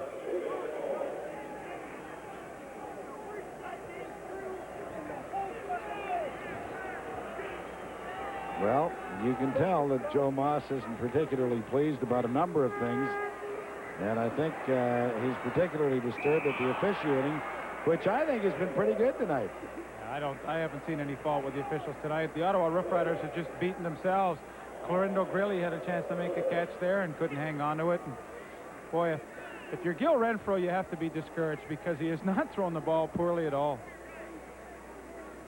From Tennessee State, the rookie quarterback for the Ottawa Roughriders, who has, by Joe Moss's admission, by far the best arm of the 3 people that are there. That includes Todd Dillon, who was Jim Kelly's understudy in the USFL, and Tom Burgess, the rookie from Colgate. Another good punt by Ken Clark. Derek Zeno at his 29-yard line. A penalty marker comes down, and Zeno's run is going to be nullified as he gets to the 40-yard line. The Saskatchewan Roughriders will have their $250 dinner next Friday night, and that will be a preview to their home game against the Calgary Stampeders on Sunday at 1:30. So a big Rough Rider weekend in Regina next weekend, and boy, this victory could not come at a better time for them. Illegal block. Saskatchewan number 54. First down. Pat, an interesting comment from Bobby Johnson as he just ran on the field. We had a quick chat. He was saying their offense has had moments this year and it's played really well, but it's been a little too up and down, and he thinks it's important right now for the Riders, the Western Riders, to take this ball all the way up the field and score again, despite the score. Mark Ernest, incidentally, was called for the illegal block that has forced Saskatchewan back inside their 20. Ottawa gang tackling with some vigor. Jeff Roberts was first there. The ball was stripped out of the hands of the ball carrier for the Saskatchewan Roughriders by number 60, Craig Walls. Bobby Johnson was that ball carrier, but of course it was ruled dead at about the 21-yard line.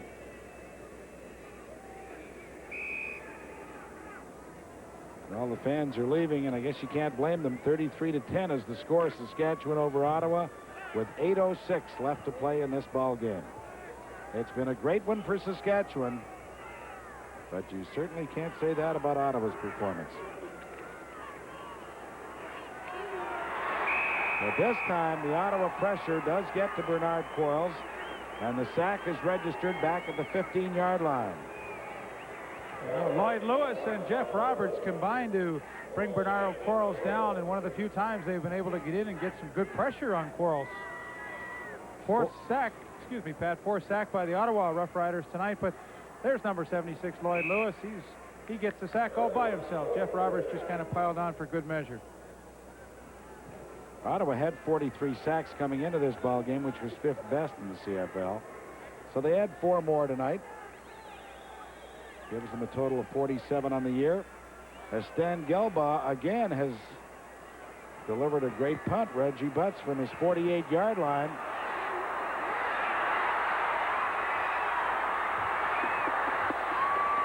Well, Ottawa fans haven't had much to cheer about, but they certainly give Reggie Butts a big, big round for a brilliant punt return. He got a block back at the point where he makes the catch. Let's watch this.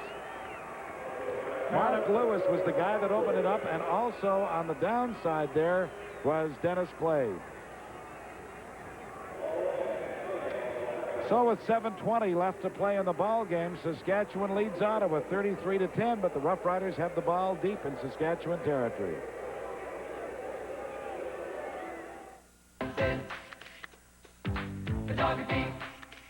Say cheese, Canada. It's Black's Coast to Coast celebration.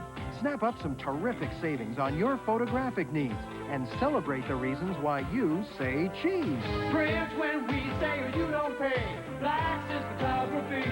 Play the Say Cheese Instant Win Scratch game. Over $500,000 in exciting prizes during Black's Coast to Coast celebration. Black's photography. Which came first? Was it the chicken or the egg? Like that age-old question, the debate goes on. Which came first?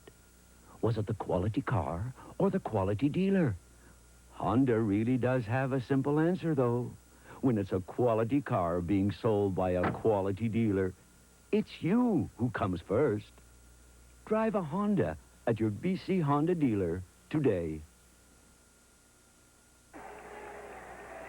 7 minutes, 15 seconds left to play in the ball game. Saskatchewan leads it by 23. Ottawa has a first down at the Saskatchewan 25. Gilbert Renfro has gone all the way at quarterback. And there he simply throws the ball away, and intentional grounding will be the call. Back at the 41-yard line.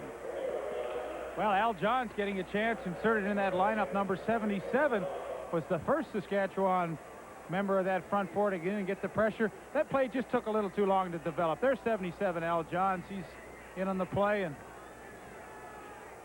tell you one thing, it was a good thing that Gilbert Renfro got that ball into the turf, because if he had just floated it about another 2 yards downfield, Billy Jackson would have had it and gone the distance. 6 minutes and 50 seconds left in the ball game. Ottawa, with a 16-yard loss now, has 2nd and 26 back at the Saskatchewan 41. Renfro's pass is caught by Reggie Butts up at the 26-yard line. The ball comes loose, and Ottawa has recovered it. number 23, Brad Caleb, alert on the play to recover that fumble by Reggie Butts. Boy, they're fortunate. I thought Saskatchewan had a great shot to take that fumble there. Good throw by Gil Renfrew. There he's got Reggie Butts. He spins around. The ball's going to come loose. You know, Leif, I don't have to tell you this because you played there, but there's no more fun place than Saskatchewan when the Roughriders are going good. That's why this victory is so important to them. Next weekend will just be a big, big fun time. The dinner on Friday night, still tickets available at $250, and then the Calgary game at 1:30 on Sunday afternoon. Oh, it's a great town. Well, any town's a good town when you're winning, but Saskatchewan, boy, you get a lot of free lunches and free dinners when the team's doing well. Mark Lewis made the catch, but Ottawa comes up well short of the first down. 6 yards short of it, as a matter of fact. So Saskatchewan will take over on downs at their own 21-yard line. Well, they're home and cooled out right now, and they've moved to within 1 point of Calgary. That's why that game is going to be so important. I mean, the 4th place finisher in the Western Conference is almost assured of grabbing a playoff spot because Ottawa and Montreal have been so inefficient.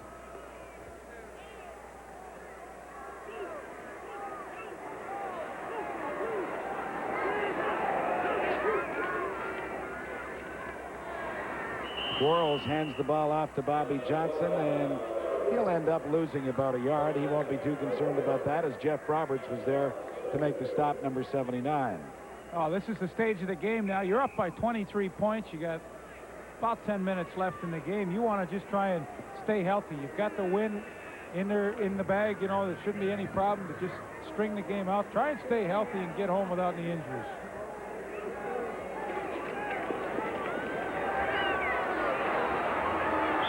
Quarles kept it himself, gets to the 23.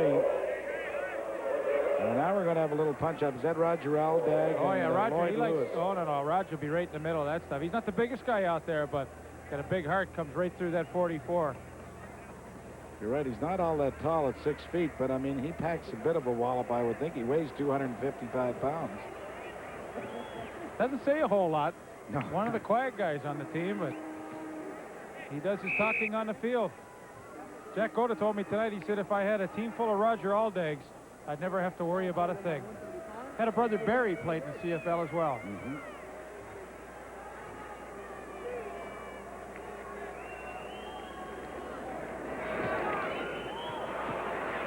Stan semi-shanked that one to Mark Lewis at the 54.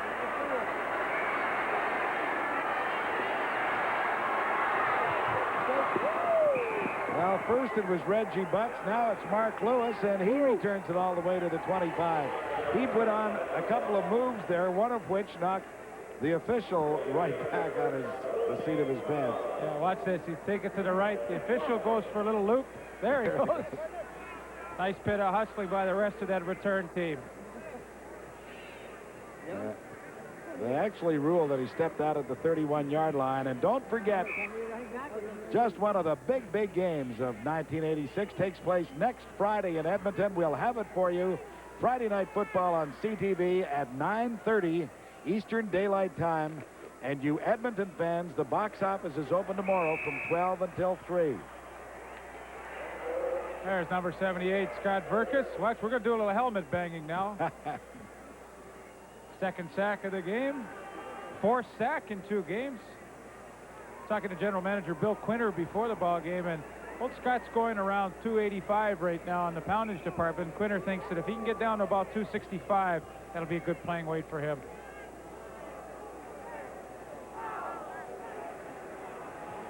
Time marches on. 3 minutes and 35 seconds left to play in the ball game.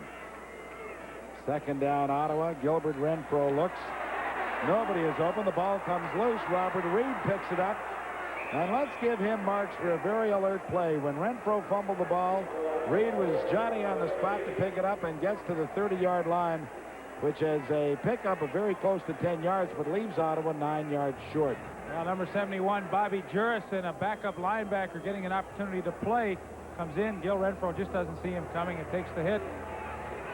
Well, it's not good enough. Ottawa's total offense, 127 yards tonight. You cannot win with that kind of performance. Saskatchewan, 363 yards.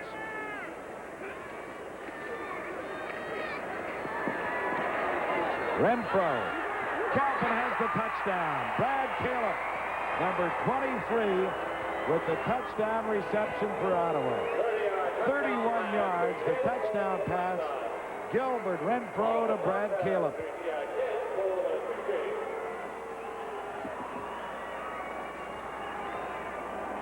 Well, he's run that pattern a number of times this evening, and it seems every time it's against number 24, Joe Fuller.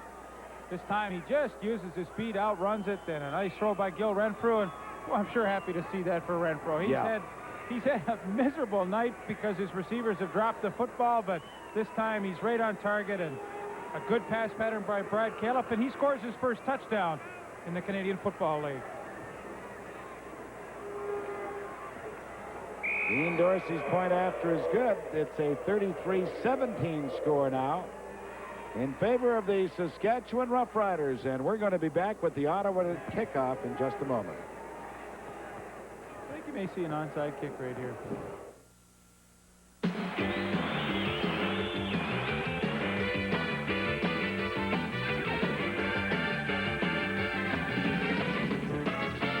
Get moving to Extra Old Stock and get that real beer taste.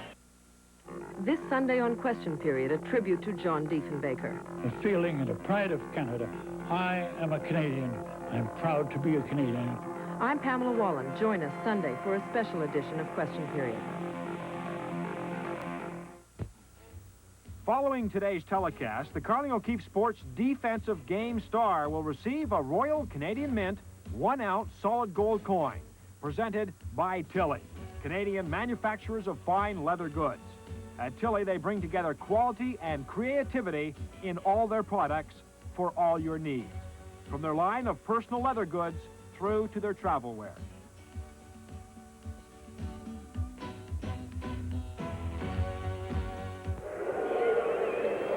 Well, I don't think you have to be Knute Rockne to figure out that Ottawa, in all likelihood, will probably go for that onside short kickoff.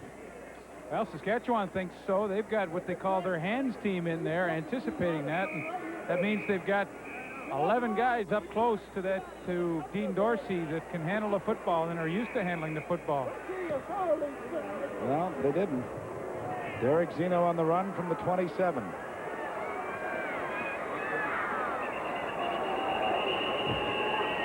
And Zeno got it to the 40-yard line, which will be plenty far enough from Saskatchewan's point of view. Henry Taylor was down to make the stop. But Saskatchewan will be happy now. They're at the 41-yard line. 2 minutes, 58 seconds left to play. You can run Bobby Johnson a couple of times. And then let Stan Gelbach come in and kick if they don't get the first down. See what Bobby's done so far tonight. He's carried 20 times for 83 yards and also caught 5 for 58. The toss goes to Johnson. The play was designed to go outside, but he saw that there wasn't going to be anything there, so he cut it back inside over the 45 to the 46. Has 6 yards before Dennis Clay brings him down. Well, he's one of those backs that just has that ability to improvise on the run. That play really was a nice play, nice sweep, but, you know, he just didn't have any running room, but he cuts it back, breaks a tackle. Look how he takes Dennis Clay there, and he makes a good running play out of a bad play. They actually spotted at the 47, so it'll be 2nd and 3.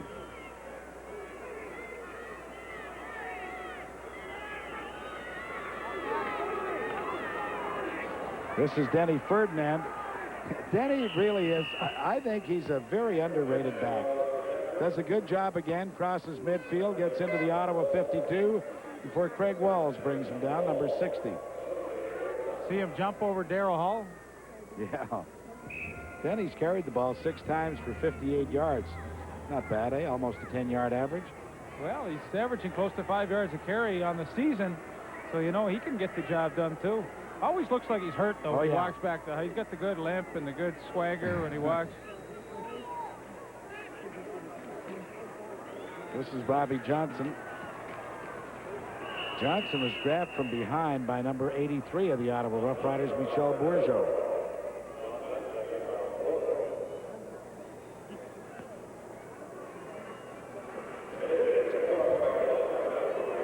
The gain is, well, let's call it 4 yards.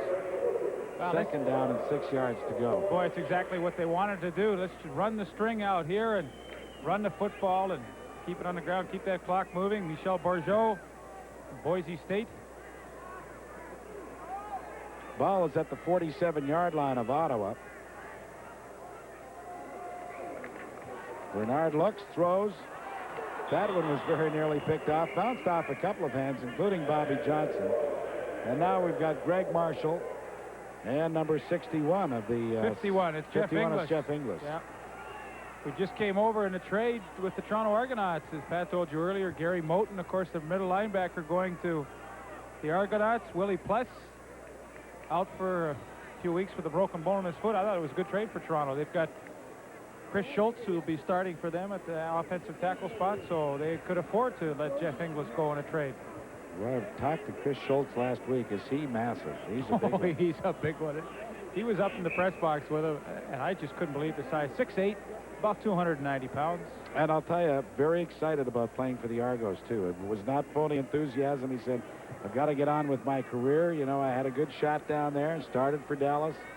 So Burlington? Yeah, Burlington product. Yeah. And he's a Canadian and very proud of the CFL and happy to be back with the Argos.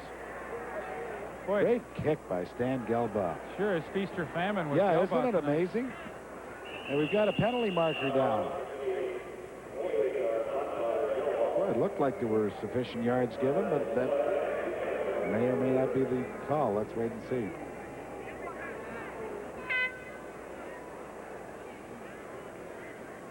Well, it's no yards Saskatchewan. Not that it makes a whole lot of difference with 1:33 left. Oh. And the Western Roughriders comfortably in front by 16 points. Amazing. Stan Gelbaugh had a 57-yard punt a few kicks back, and that raised his average to 32 yards for the night. I mean, he's either kicking them 57 or 26. There's no yard. 54 Saskatchewan. Decline. 1 point. The penalty was against Mark Ernest. The penalty is declined, so it's a single point for Stan Gelbaugh, and Ottawa will take the ball at the 35-yard line. So that just doubles the score now. Saskatchewan 34, Ottawa 17. 1:33 left to play in the ball game. It's been a great time for the Toronto Argonauts, too. They're in their break right now, so they've been able to bring in Cedric Mitter and Keith Baker, and they feel that they'll both be ready to play along with Schultz come their next game against Winnipeg. Well, I wonder what's going to happen with Cedric Mitter and Craig Ellis. You know, those are two quality running backs, and I wonder if they're going to try and make a deal, trade somebody. Well, Ottawa claimed that they had been approached by the Argos to see if there was any interest in Craig Ellis. So, you know, you got to feel sorry for Craig. He's performed very well for Toronto this year. Well, he sure has. Everybody he's played for. Yeah. Led the CFL in receptions 2 years in a row with over 100 each time. Florindo Grilli picked up the first down for Ottawa. And again, he's the receiver who makes the catch at the 50-yard line for a pickup of about 5 yards. Dave Albright, the middle linebacker, number 39, was there to make the stop. Yeah, Jack Goda told me tonight also that he'd heard Craig Ellis was on the market, too, so. But, you know, it goes to show you, though, what an unstable life it is playing professional football, particularly in the CFL, because here's a guy that's done everything they've asked. The pass intended for Reggie Butts was overthrown. It was very nearly picked off by Mike Magruder, who was just back there playing center field. Funny, Laurie Skullroot and I were old friends. In fact, we broke into the league at the same time together. We were talking, and I said, how's it going, Laurie? It's been 13 years. You still enjoying it? And he said, well, I'm enjoying it now because I got past September 1st. And that's the date now where if you've been on the roster after September 1st, if they release you or cut you, whatever they do, they have to pay you right through to the end of the season. Yeah, that's the day the veterans all look forward to. You see everybody smiling on September 2nd. Renfro's pass, boy, he drilled that one right in there on the money. Complete for the first down to Mark Lewis in front of Eddie Ray Walker. Laurie's in business, as a matter of fact. They put into at a racquetball club in Regina. He and Carm Carteri, a former linebacker with Saskatchewan and Hamilton, and Al Johns, they've got some Nautilus equipment in there, and they run the weightlifting part of this club out there. Well, Laurie, I'll never forget when he came into the CFL, he looked like he was 11 years old. He had that real baby face on this huge body. Well, he's covered it with a beard these last few years, but originally a tight end. Well, you Saskatchewan fans, I think you'd have to agree with Jack Goda. Jack was saying that he believes that the team thinks they can beat anybody on any given day, and they have looked very good here tonight. Now, this isn't the Edmonton Eskimos they defeated, but it was a club that was really hungry for a victory and in desperate need of one. And Saskatchewan just played so well. Gary Lewis had the pressure on Gilbert Renfro and forced him to throw that ball in a hurry. Well, it's a game that Jack Oda and his staff will look back and say it was a neat, clean game. We played every facet except for maybe the odd punt here and there. But we played every facet of our game tonight in a solid effort, so he's got to be pleased. We've got 49 seconds left to play in the ball game. Saskatchewan 34, Ottawa 17. Ball is at the Saskatchewan 45-yard line.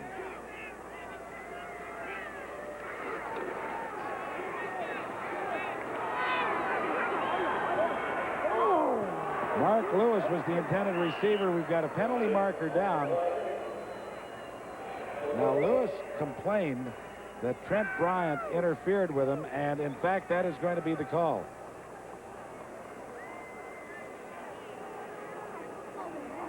Well, it goes back to that old thing. The defensive back has his space on the field, too. Saskatchewan number 17. Yeah, you know when they say that it doesn't help to complain to the officials, I'm not convinced that that's the case.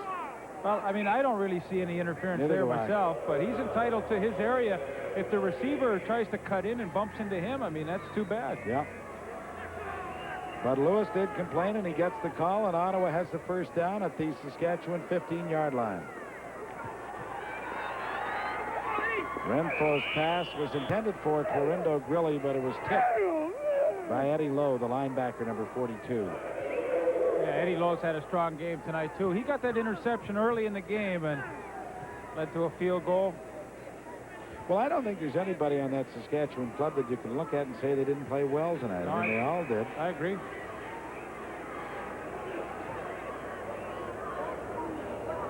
Boy, Ottawa looks like a discouraged lot, understandably. This was a victory they so desperately needed. And, of course, when you're playing against the touchdown, Reggie Butts, penalty marker down on the field, but another perfectly thrown pass by Gilbert Renfro. Now, what's the penalty about? Holding against Roughriders are up to 23 points. But it's far too little and far too late. You know, you talked about the Roughriders being disappointed, Ottawa, that they, coming into this game, well, you know, you'd have to think that we're playing a team that's in last place in the West. We have a good shot to beat these guys. It's not like we're playing BC or Edmonton. I mean, here's a game that we look at our schedule and say, this is the game. If we're going to win games, we've got to win this game, and they have to be disappointed if, in fact, they end up losing this game. Well, I know you seldom like to go out on a limb, but let me assure you, they are going to lose this game. It's going to be 34-24 with 34 seconds left. Is the fat lady sung? No, but I'll tell you, she's given the throat a little spray right about now.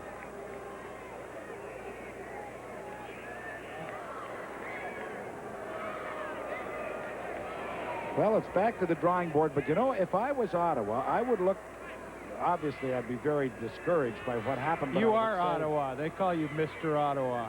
Well, I mean, I grew up in Ottawa, but that I could care less who wins the football game. I mean, I think Saskatchewan was head and shoulders the better football team tonight. But if I am in the Ottawa dressing room, or better still in the coaching quarters, I say to myself, what did we do positively tonight that we can take into the next game? Gilbert Renfro played well. Yeah, I agree. And I think they have to look at it that way. I think they need some more enthusiasm, though. That, to me, there's just a lack of it. And whether you're winning or losing, you have to run off the field and on the field with your head up and some enthusiasm. Look like you're out there to, you know, it's work, but you got to have a little fun, too. And I don't know if that's the coaching staff that's making it total drudgery for them or not. It's just all the losses kind of wear on you. Well, that was it. The thing that really put Ottawa behind the 8 ball was a loss earlier in the year to Montreal when it appeared as though they had the game won. Montreal came back with 2 quick touchdowns late in the ball game. Here's that onside kickoff. The ball is loose. Ottawa had an opportunity to recover it, but they do not do so. Saskatchewan does, and not that it would have made a whole lot of difference. But number 22, Dave Singh, was there to fall on it for Saskatchewan, and so that's it. The final gasp.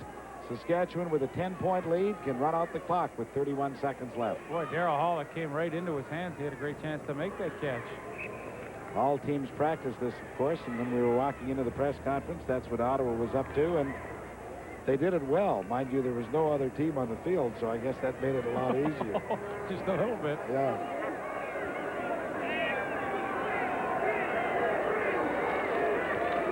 Bobby Johnson swings to the outside, doesn't get much. Could really care less. Craig Walls was there to bring him down, number 60.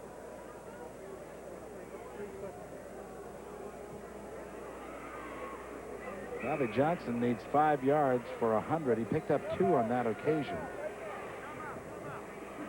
Gives him 95 for the 23 carries. Craig Walls, number 60, I think, has played it probably as well as anybody on that front 7 for Ottawa Leaf. Certainly been around the football in any event. Now this is Bobby Johnson, and Bobby does not pick up the 5 as he gets to the Ottawa 45-yard line. It'll be a gain of 3 with 4 seconds left. And a timeout is called by the Ottawa Roughriders. Well, there are about 12 people left in the stands. I guess they're going to try to drive them crazy.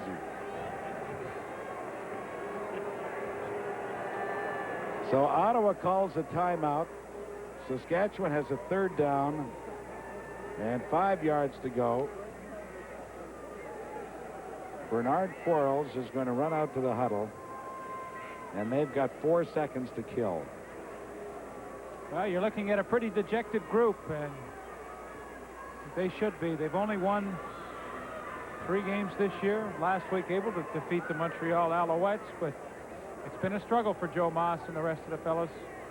Bobby Johnson tonight has a total of 156 yards on offense. Ottawa, the entire ball club, has 244.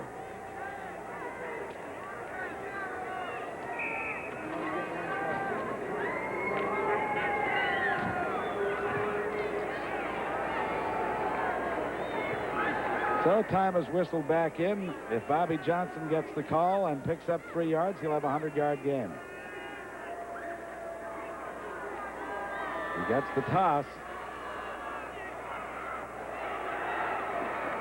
And he does cut it back in. He does get his yardage, and he does go over the 100 yards for the evening as the Saskatchewan Roughriders pick up an extremely important victory, their 5th of the year, as they defeat the Ottawa Roughriders 34-24.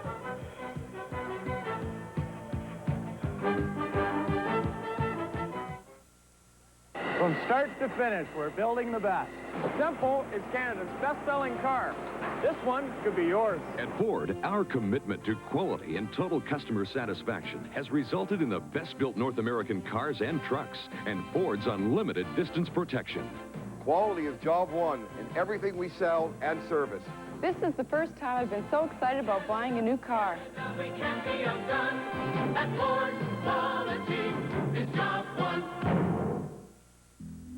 Truckloads of selection and savings every day of the year at Teakum Furniture, featuring value, quality, and variety in teak, rosewood, oak, and lacquered furniture in dining room, living room, and bedroom suites, plus wall units, room dividers, and more. Teakum Furniture, fine imported furniture from around the world, designed to enhance any decor. Searching for style with an eye on savings? We've done the shopping for you. Teakum Furniture in Victoria on Blanchard across from the arena. Something different at Tommy Tucker's. A fillet cut from Canada Grade A beef and char-broiled just like at home, Ma. Sit alongside that fillet, a home-baked spud, just the way you serve it, Ma. All you can eat of Tommy Tucker's salad bar. Ma, it could have come from your garden. And the corn on the cob, tasty, Ma. It's all just $7.95, only for a short time, and only at Tommy Tucker's. Ma, you've been working for Tommy Tucker's. Tommy Tucker's.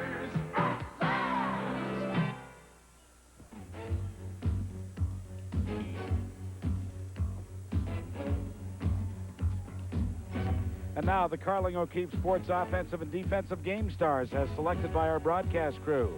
From the Saskatchewan Roughriders, quarterback Bernard Quarles is the offensive star, And from the Western Roughriders defensive end, Nick Hebeler is the defensive star. Each of tonight's outstanding players will receive a Royal Canadian Mint 1-ounce solid gold coin presented by Meta. Meta didn't get to be the fastest growing copier company by making cameras. They did it by just making great copiers, nothing else. And by Tilly, bringing together quality and creativity in all their products, from their line of personal leather goods through to their travel wear. This is the CFL on CTV.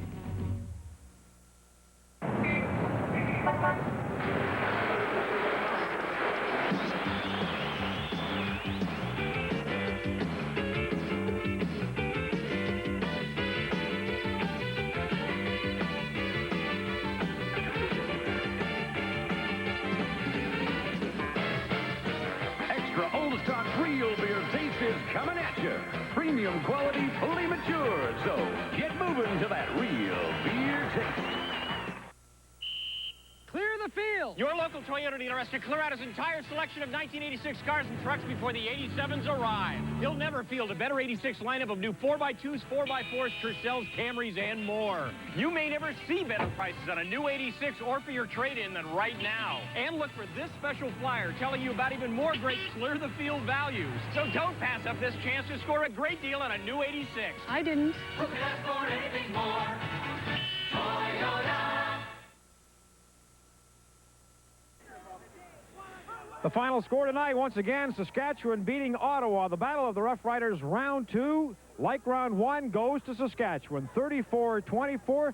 Here are the statistics for the game. In first downs, they favor Saskatchewan. Yards passing and rushing do not all favor Saskatchewan. Ottawa had some yards to the air tonight, but they could not convert it into touchdowns, and certainly the turnovers really hurt them this evening. In the past, Jocko, head coach with the Saskatchewan Roughriders, has said he believes in the two-quarterback system, but you have to think that maybe that was his way of protecting young Bernard Quarles, because tonight he was just terrific.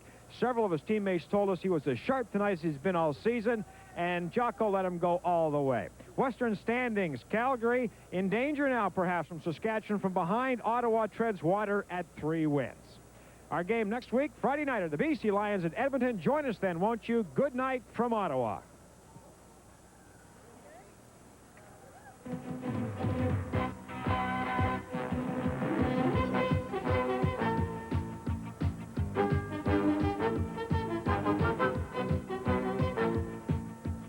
This program is copyright and is strictly intended for the private use of our audience. Any reproduction, retransmission, or rebroadcast without the express written consent of the CTV television network is strictly prohibited.